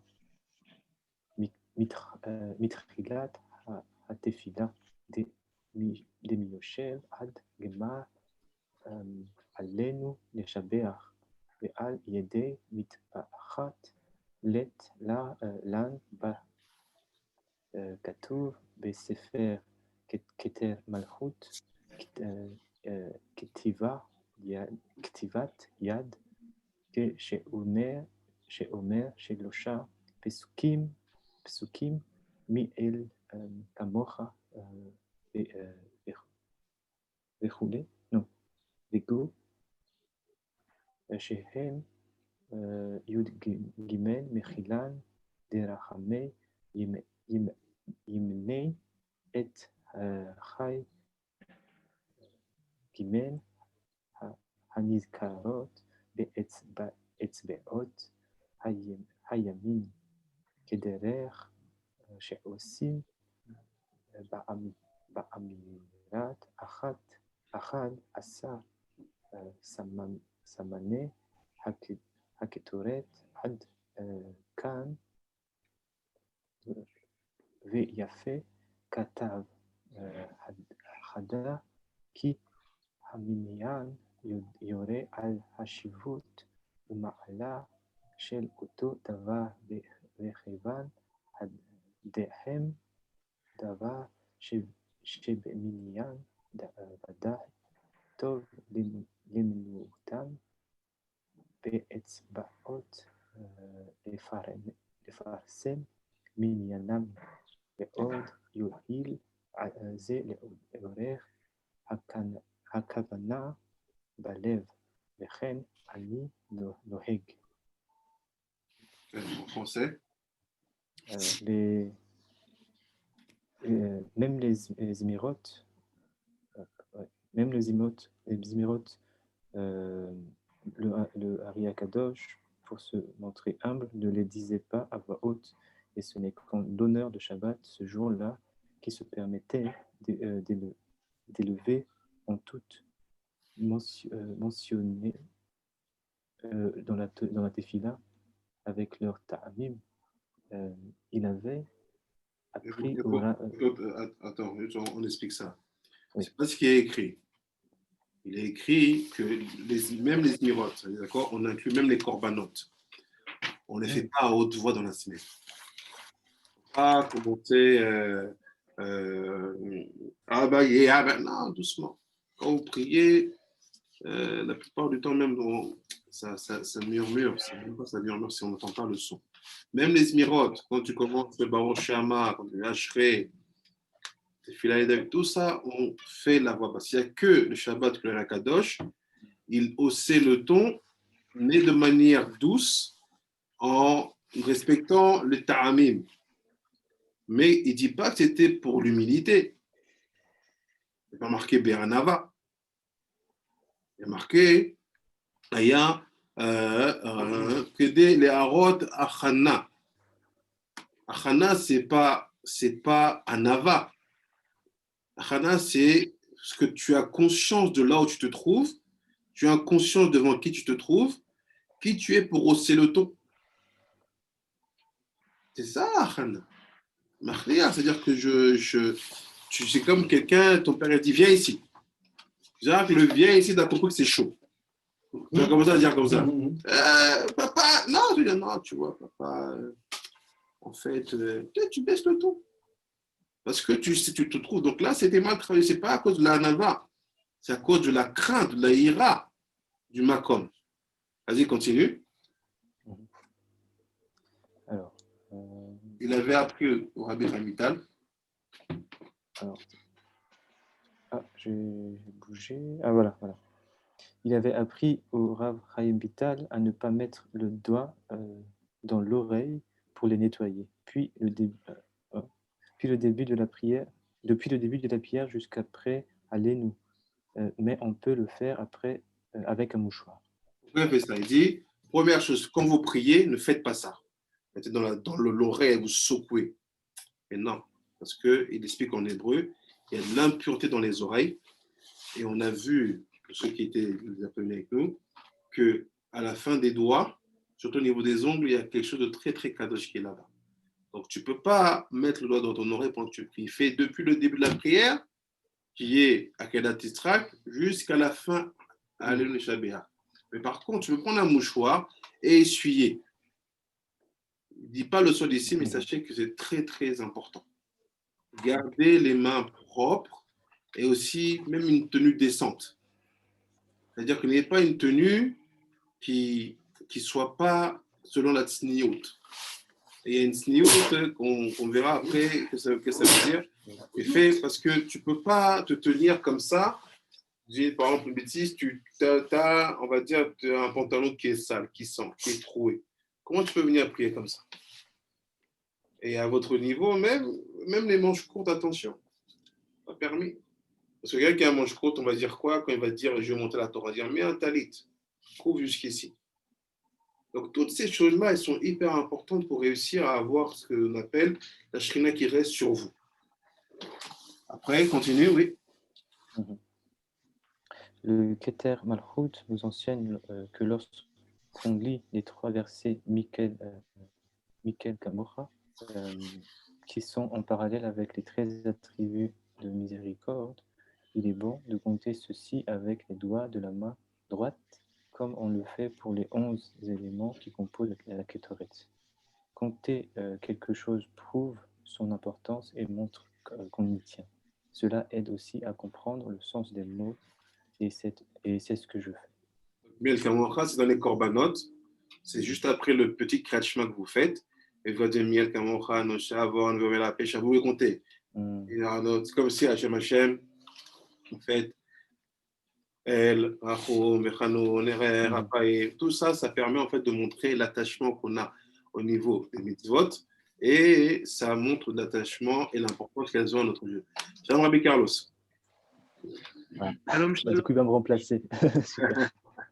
Bye bye, bye. Bon courage, bye. Bon rendez-vous. Bye. Merci beaucoup, merci. Je viens à la Chazan. Il fait כשיגיע לקראת שמע קודם פרשת התעמיד, ייזהר לומר פסוק כשמע ישראל וכו', וברוך שם כבוד מלכותו לעולם, בכוונת הגדול, כמו בקריאת שמע ליוצר, הן בסגירת עיניים והן במסירת נפשו לתיבת אחד, כי זו היא חיוב מדרבנן, לכוון לקיים מצוות קריאת שמע מדרבנן, יש בה צורך גדול בתיקון התפילה, ואין אנחנו יכולים להשלים את תיקון הנעשה בקריאת שמע דיוצר, אלא בצירוף קריאת שמע זו, סגה, לומר פסוק שמע ישראל וברוך שם כבוד מלכותו, ואין אומרים ואהבת וכולי, כנזכר בספר הכוונות. Donc là, il va parler du Kriyat Shema qui est dans les korbanot. Dans le Kriyat Shema qui vient après les Imirot, après le Ishtabar. Donc dans les Kriyat Shema qui est dans les korbanot, c'est un petit Kriyat Shema. Il dit quoi là-bas? Il dit, il importe de dire les versets du Shema qu'on récite avant les korban, sacrifice journalier dans la première partie de l'office du matin, autant avec ferveur que le Shema qu'on dit après le Ishtabar, le vrai Kriyat Shema, avec les bénédictions. Donc il dit quoi? Il dit, ne c'est pas parce que vous voyez que c'est un petit Kriyat Shema qu'il a moins d'importance. Il est autant important, voire même aussi important que le deuxième que vous allez faire dans le Shacharit. Il dit bien au contraire. Il dit quoi? Il dit, il faut aussi fermer les yeux, être prêt à sacrifier le nom de Dieu même au prix de sa vie, en disant le mot Echad. Cela est une obligation d'ordre rabbinique. Toute la nature de notre prière dépend de cette ferveur et la validité du Shema qu'on va dire après dépend aussi, ne peut être entière sans ces 2 versets prononcés avant la lecture du Tamid. Ce qu'il suffit ici de réciter Shema, Baruch Shem, et sans dire Ve'afta. Donc on dit, en fait, il parle de ce schéma-là. Je vais prendre 5 minutes parce que vous devez comprendre ce qui se joue ici. Il dit, vous êtes dans les korbanot, vous avez commencé la Kedat Yitrak. Et d'un coup, quand vous avez fini, il dit, et tu as aimé notre père, tu l'as nommé Yaakov Veishurun. Après, il dit, et et là, vous avez le Shema. Shema Israël. Tout ça, c'est les mêmes kavanot que n'importe quel Kriyat Shema. Vous voyez? Vous faites Shema Israël Hashem Elokeinu Hashem Echad. Et ce Shema-là, il n'y a pas le Ve'afta après. Il n'y a pas ça.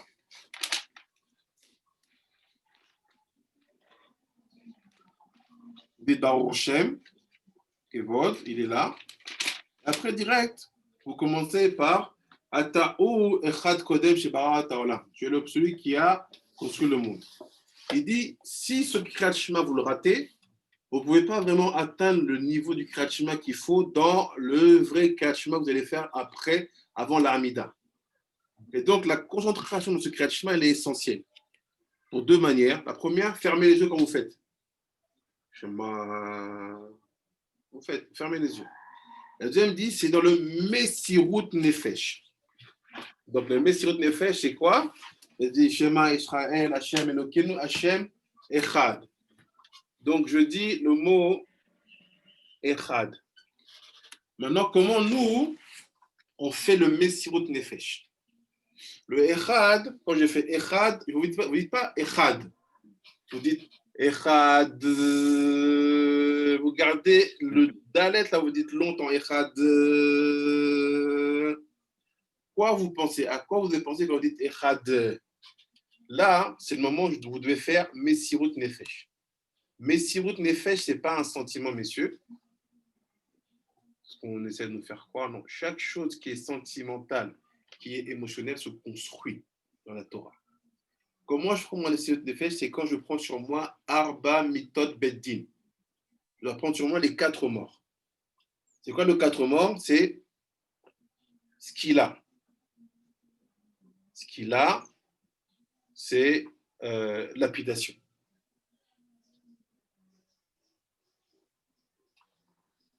Ensuite, c'est Srefa. Srefa, c'est être brûlé. Ça, les Camerounais sont champions et les Congolais, ça. Ndoki, c'est un sorcier, il prend le brûle. Ça, c'est brûler quelqu'un. On doit imaginer qu'on nous brûle depuis l'extérieur ou qu'on mange quelque chose qui nous fait brûler à l'intérieur? On doit imaginer qu'on brûle réellement. On va le construire. Il y a un feu là et... On va le construire. Après, il y a Ereg. Ereg, ça, il faut aller voir Daesh. Tu prends l'épée, tu coupes la tête. Eux, ça, ils connaissent bien. C'est Ereg par l'épée. Après, il y a Chenek. Chenek, c'est la pendaison. Ça, vous devez prendre ça sur vous tout le temps. Tout le temps, je vais expliquer comment. Mais sachez que quand vous le faites, c'est ce qu'on appelle nous Messirut Nefesh. C'est quelqu'un dit, j'ai fait Messirut Nefesh. Tu as fait Messirut Nefesh comment? J'ai fait. Non, ça veut dire que tu as pris sur toi, c'est comme si tu meurs. Mais c'est une mort de l'âme, pas une mort du corps. Chas v'shalom. Comment vous faites? On va utiliser principalement 4 éléments. Je vais vous aider à le faire. La première chose, c'est on va prendre le nom Yudke Vavke. Suivez bien parce que ça peut être un peu compliqué. Je vais vous expliquer. D'abord, Yudke Vavke. Donc, je commence. Je prends Yud. Et Vav. Okay. Ensuite, je prends un autre nom. Je prends Adonai. Aleph, Dalet, Nun, Yud. Ensuite, je prends un troisième nom. Eke, Eke. Et Yehachereye, je serai qui je serai. Aleph, He, Yud, He. Et ensuite, je prends les 4 milouïm du nom Havaya. Donc, Ab, Sag, Ma, Ben. Ça, c'est milouï avec des yudin. Ça, c'est milouï avec, c'est Sag avec yudin et yin. Donc, c'est Yudke, Vav, Ke. Ça, c'est milouï avec des alfin. Yud, Ke, Vav, Ke. Et ça, c'est milouï avec des re'im. Yud, Ke, Vav, Ke. Maintenant, j'explique comment ça fonctionne. Si ça va fonctionner par ligne, comme ça. Rabbi Yehuda, regarde bien. Si tu ne regardes pas, tu ne vas pas comprendre après. Ça fonctionne par ligne, comme ça. C'est que c'est flou, Rabbi. Mais regarde flou. Si tu pouvais. Je vais faire la photo après, mais tu vas comprendre. Donc, quand je veux recevoir sur moi la lapidation, je dois connecter le Yud avec le Aleph. Donc, le Yud de Havaya et le Aleph d'Adonut. Comment je les connecte? J'utilise deux éléments. J'utilise le Aleph de Eke et le Shem Ab. Voilà, j'ai fait la lapidation. Donc, comment je prends sur moi la lapidation? Je connecte le Yud de Yud Kevavke avec le Aleph d'Adonai. Et c'est quoi le code? C'est quoi le mastic? C'est Aleph Ab. Même logique pour la Stefa, brûlure. Je connecte le He de Yud Kevavke avec le Dalet d'Adonai et je les connecte avec la mastic qui sont quoi? Qui sont He Sag. La même chose pour Erek.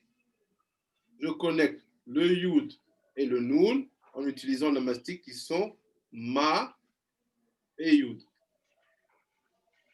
Et je finis avec la Prenek. Je connecte le He et le Yud en utilisant le He et le Nem, le Shem Ban.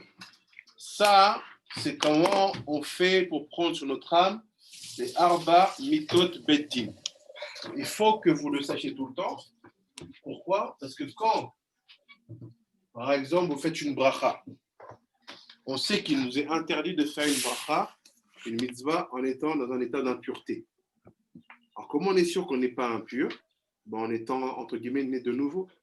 Tu meurs et tu renais. Donc, à chaque fois qu'on fait une bracha, nous, on dit Melera Olam, on prend dans Melera Olam Arba Mitot Beddin. Comme ça, on a le droit, entre guillemets, de pouvoir faire la mitzvah ou la halacha. Je vous envoie la photo de comment on fait les Arba Mitot Beddin. C'est ce qu'il dit le Ben Ishra ici dans la halacha, en prenant sur vous Messirut Nefesh. Je retourne ça.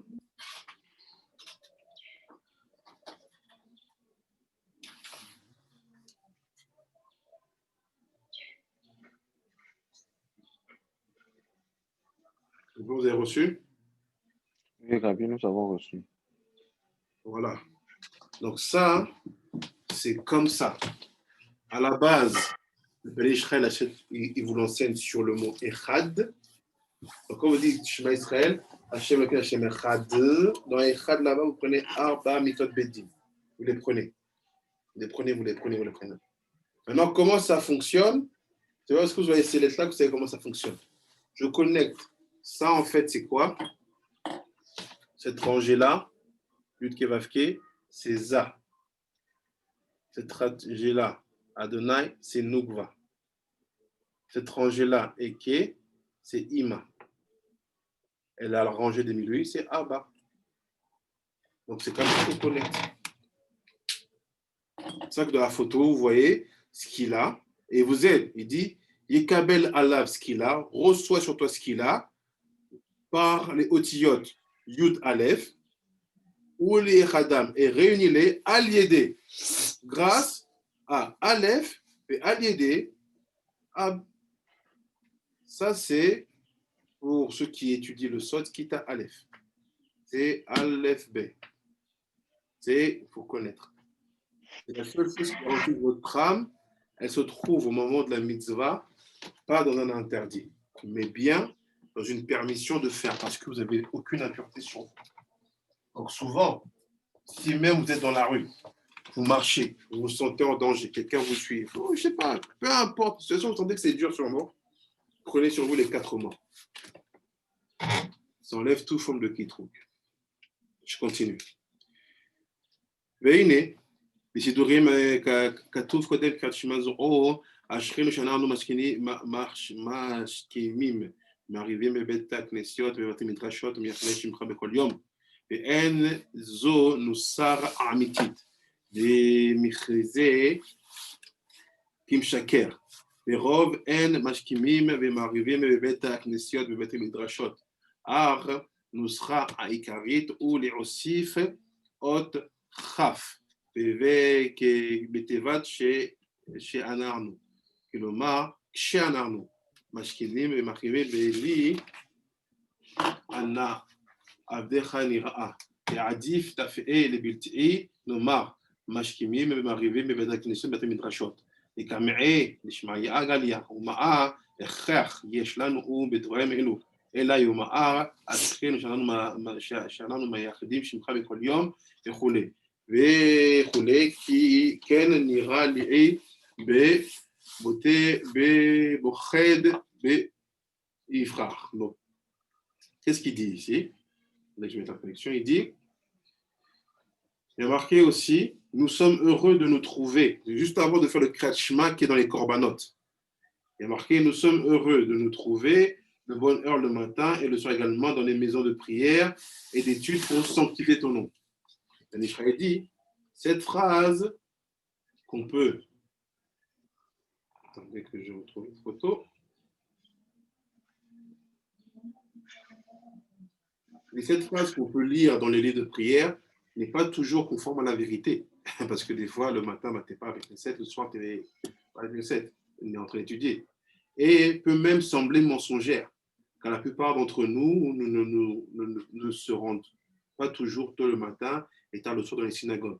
Il vaut mieux dire Ashrenu Kshe, dit pas She, dit Kshe. Nous sommes heureux quand nous nous trouvons de bonheur. Pas nous sommes heureux parce que nous trouvons de bonheur et dit quand nous nous trouvons de bonheur.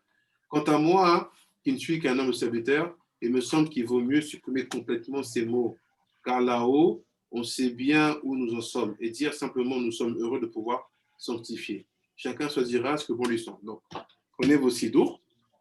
Si vous avez vos sidours, dites-moi quelle formule vous avez.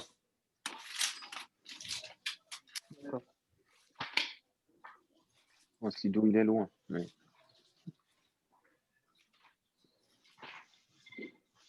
Juste avant le Kriyat Shema du matin. Le premier Kriyat Shema.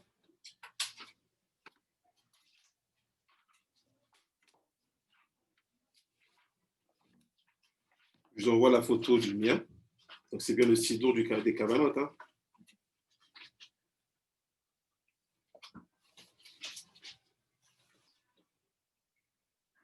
Je vais tuer les endroits. Rabbi, tu veux que je te le donne le mien? Tu vas me le lire. D'accord. Donc, tu vois les fichar. Tu as trouvé les fichar avec Carlos? Oui, j'ai trouvé les fichar. Tu peux lire? Oui, je te le lis. לפיכך אנחנו חייבים להודות לך ולשבח ולפארך ולרוממה וליתן שיר שבח והודאה לשמך הגדול, וחייבים אנחנו לומר לפניך שירה בכל יום תמיד. אשרינו, מה טוב חלקנו ומה נעים גורלנו, מה יפה מאוד ירושתנו. אשרינו כשאנחנו משכימים ומערבים בבתי כנסיות ובתי מדרשות מייחדים שמך בכל יום תמיד. כשה, oui. T'as quoi, toi, Rabbi Shimon? Oui, c'est très différent chez nous. C'est très, très différent. Non, mais je... Attends là.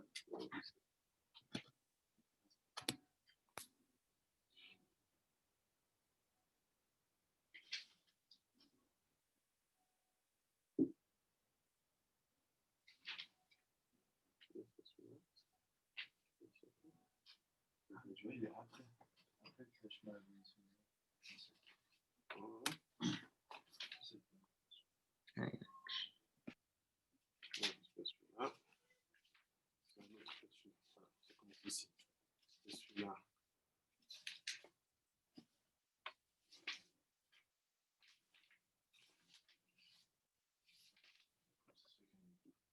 ça, c'est l'action que tu fais quand tu es fini. Les fichar. Ashrenu ma tov elkenu, ma naim go'alenu, ma yafeh menoshenu, Ashkenu, Kshe. Comme ça, c'est juste. Pas Kshe. Moi, que je sais. Kshe aussi? Est-ce qu'on a Ashke? Super, c'est plutôt Ashkenaz.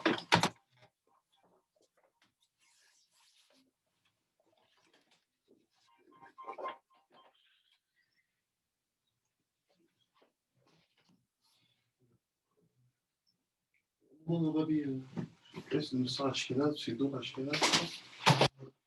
Rabbi,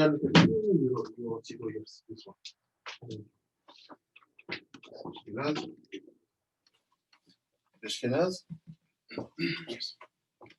Je vais voir si c'est Ashkenaz. Si le met, c'est sûr qu'on va trouver dans un Moussar écrit comme ça. Et David.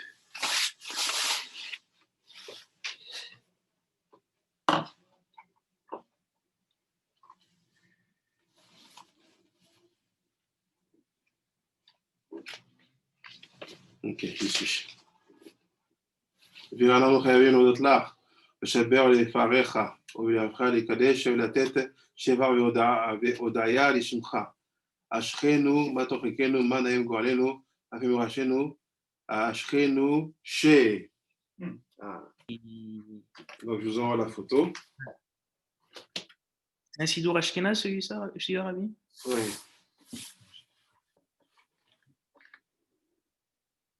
En général, quand il ne dit pas d'où ça vient, c'est qu'il parle d'un autre Moussa. Donc, je vois, je mets le stylo, attendez.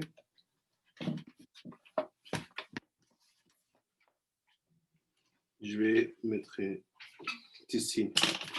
Vous allez voir sur la photo.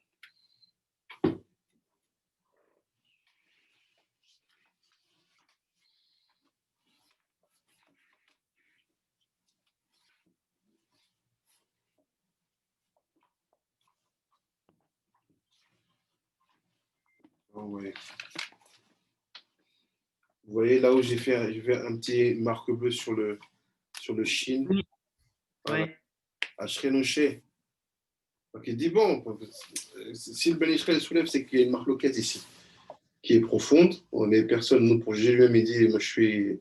Fais-moi si c'était moi, j'enlèverais cette façon complètement de la tuile. Et parce que tu mens.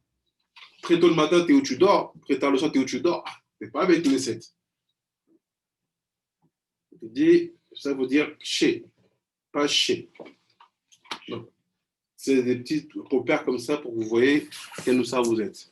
Donc, je finis après. Donc, quelle photo? Je fais la photo. On dit que chez. On évite de dire chez pour pouvoir garder une version assez proche de la réalité. En fait, il y a 5 chez vous.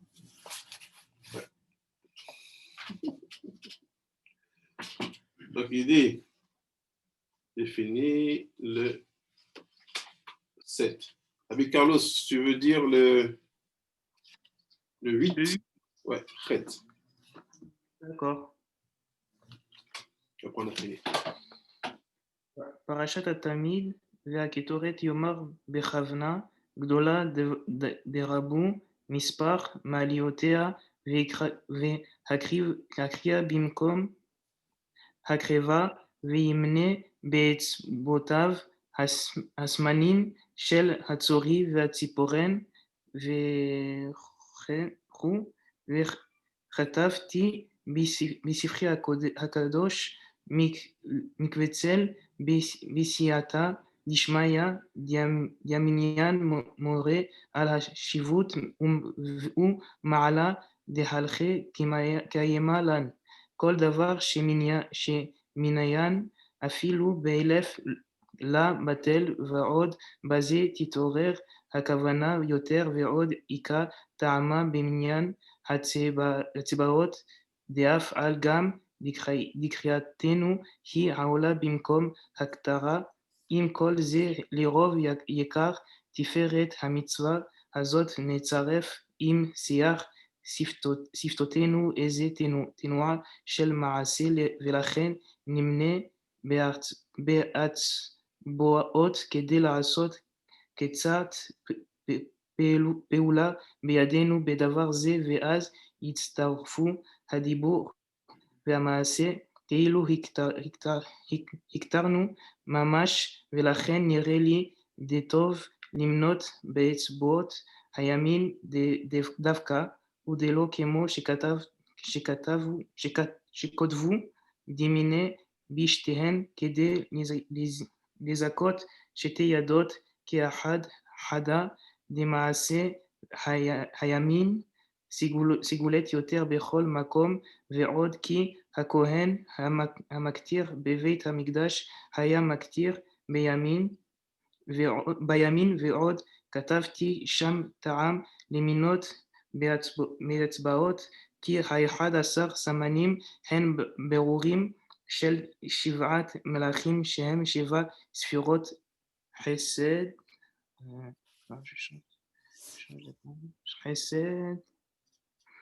גבורה, תפארת, נצח, הוד, יסוד, מלכות, וידוע וחמש אצבעות הם חסד, גבורה, תפארת ונצח והוד, כמו שכתוב בשער הכוונות בדרוש הציצית, ונמצא רוב 7 ספירות נמזרים באצבעות היד, לכך מונה בהם. Je lis en français.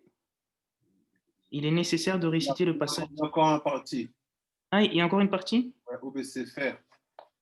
Ah, ובספר כתר מלכות, כתבת יד איתה דגם 11 סמנים שנרמזו במקרא של כך לחסמים נתב, גם כן ימנה אותם באצבעות, דהיינו כך לחסמים ימיני 2, ובנטף שחלת וחלבנה ימיני עוד 3, ובסמים והשנית ימנה עוד 5, ובלבונה זכה ימינה עוד 1, ויפה כתוב בזה מסתבר טעמה, וכן אני נוהג. Vas-y, maintenant tu peux lire en français. Il est nécessaire de réciter le passage des corbanotes, sacrifices journaliers, tamid et celui de la kétorette avec une grande ferveur, car ils ont une importance particulière et le fait de les lire remplace l'acte même de les offrir. Il faut compter, comme je l'ai signalé, les éléments qui entrent dans la composition de la kétorette 19, Hatsori, Vatsiporen, etc. avec les doigts. J'écris dans mon Mekabsiel que le fait de compter souligne l'importance de la chose, puisque ce qui fait partie d'un compte ne peut être annulé, même dans une très grande quantité, et de plus, comme je l'ai dit, cela aide à comprendre le sens des mots que nous prononçons. En outre, bien que la mention des kétorettes en s'en remplace la kétorette elle-même, il vaut mieux ajouter le geste à la parole. C'est ce qu'on fera ici, car cette mitzvah est extrêmement précieuse, contrairement à ceux qui croient qu'il faut se servir des 2 mains et qu'on vient de compter de la main droite, utilisée par le Kohen pour apporter la kétorette dans le sanctuaire. Le Keter Malchut. Attends. Tu vois, oui, ils ne traduisent pas. Ah oui, c'est vrai. Oui, parce qu'il n'y a pas Netzar, ils ne parlent pas des Sphirot. Il a sauté, ils ne traduisent pas ça. C'est la tradition des traducteurs français. Donc, il a dit quoi? Ouais. Première chose, c'est quand vous comptez les simanim de la kétorette, il fait vous comptez avec le même doigt. Vous ne faites pas, non. Vous comptez, vous repartez, toujours. D'accord. Les 11 doivent être comptés sur une seule main. Pourquoi? Parce que la kétorette était amenée avec la main droite par le Kohen Gadol. Et il dit quoi dans la partie hébreu? Il dit ça. Il dit, pourquoi il faut compter avec les doigts? Parce que les 11 signes de la kétorette, c'est la fixation, c'est le tri des 7 rois. Encore une fois, on les retrouve. Les 7 rois, chez M, Sheva Sphirot, qui sont en fait les 7 Sphirot, qui sont quoi? Chesed, Vura, Tiferet, Netzar, Od, Yesod, Malchut. Après, il dit, Veyadoua, il est connu, des Chamesh Ezbaot, M, Chesed, Vura, Tiferet, Netzar, Od. Il fait donc les 5 doigts sont 5 Sphirot. Chesed, Vura, Tiferet, Netzar, Od. Si tu es africain. Si tu es européen, c'est Chesed, Vura. Parce qu'on ne compte pas de la même manière. Il commence comme ça, 1, 2, 3. Africain fait ça 1, 2, 3, en général. Vous remarquerez. Il fait, qu'est-ce qui se passe? Il fait le 1, 2, 3, 4, 5, c'est que 5 sphirotes. Donc, tu n'as pas le Yesod et la Malchut. Pourquoi? Parce qu'en fait, le Yesod et la Malchut, le Yesod, c'est l'ensemble des 6, la Malchut, c'est la paume de la main. Donc, il dit quoi? Il dit, quand vous les comptez, dites-vous qu'en fait, vos doigts, ils sont en train de symboliser des sphirotes. Et c'est un tri. Et ce qui s'est passé pour eux quand ils ont été réparés, vous êtes en train de faire la même chose au moment de cette fila-là. Donc, ne faites pas ça vite sans prendre le temps de les compter. Mor, Uktia, Shibolet, Mishkash, Sasa, Amone, Akosh, Nemacha, Kiloufa, Shosha. C'est la myrte.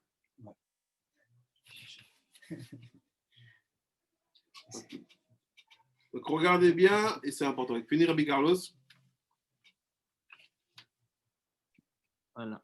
Utilisé par le Kohen pour apporter la kétorette dans le sanctuaire. Le Keter Malchut indique qu'il faut aussi compter les 11 éléments auxquels le verset Karlecha fait allusion avec les doigts. Karlecha Samim, on comptera 2, Nataf, Ushrelet, Vecherbena, 3, le second Samim, 5 de plus, et Levona, Zaka, 1, c'est ce que je fais. C'est une autre technique que je vous expliquerai la prochaine fois. On prendra directement le livre Keter au Malchut qu'on a ici. On voit comment le Ben Israël il compte. Il a une autre technique. Il ne fait pas 1, 2, 3, 4, il compte 2, 5. C'est pour une certaine raison. Donc, retenez, on s'est arrêté à la Khan 9. Il nous restera peu d'alachot, parce que ça finit à 12. On a déjà fait 9. Comme ça, le mardi, on fait Sharek et Dusha. Et la prochaine fois, on fait les 9 qui manquent, les 3 qui manquent. Et on attaque les halachot, parce que je vais en fait faire toutes les halachot de la tefila du matin. Donc, on attaquera l'Agdama de Parasha Vaïgash. Quand on a fait toutes les halachot du matin, on va repartir un peu en arrière dans les parachutes pour faire Shabbat. On fera le Toldot, Chayesara, Toldot qu'on n'a pas fait dans Shabbat pour avancer un peu. Mais je veux arriver au moins jusqu'à la Hamida, qui sera, je crois, Parashat Shemot, ou peut-être Beau, Béchala, on verra. Et quand on a fini toute notre fila du matin, qui est hyper importante, on fera l'année 2 avec les lois de Shabbat sur les parachutes de Bereshit qu'on n'a pas fait jusqu'à présent. Question? Non, pour l'instant, Rabbi, ça va. Mais je pense que je vais regarder le cours une deuxième fois et après, peut-être que j'aurai des questions. Avec plaisir, avec plaisir. Amen, ve amen. Amen, ve amen. Bonne journée. À tout à l'heure pour ceux qui se connaissent l'après-midi. Et n'oubliez pas le mercredi matin avec Rabbi Shimon à 10h. D'accord. D'accord, Rabbi. Ouais, parce que Rabbi Shimon il va devoir passer les checkpoints qui seront installés à partir de ce soir, parce que on rentre dans un confinement encore. Donc, on parle de 15 jours. Donc, comment ça va se passer? Les frontières sont à nouveau fermées. Donc, il doit réussir à rentrer ici. Donc, je vais faire une autorisation. Ça devrait se passer bien. S'il ne se passe pas, je pourvoirai à son remplacement, mais je pense qu'il va réussir à rentrer. D'accord. On fait un aussi. Oui, on fait. Et on peut t'indiquer, vous récupérer bien tout à l'heure. Toda, Rabbi, Toda. J'ai vu ton message. Ouais.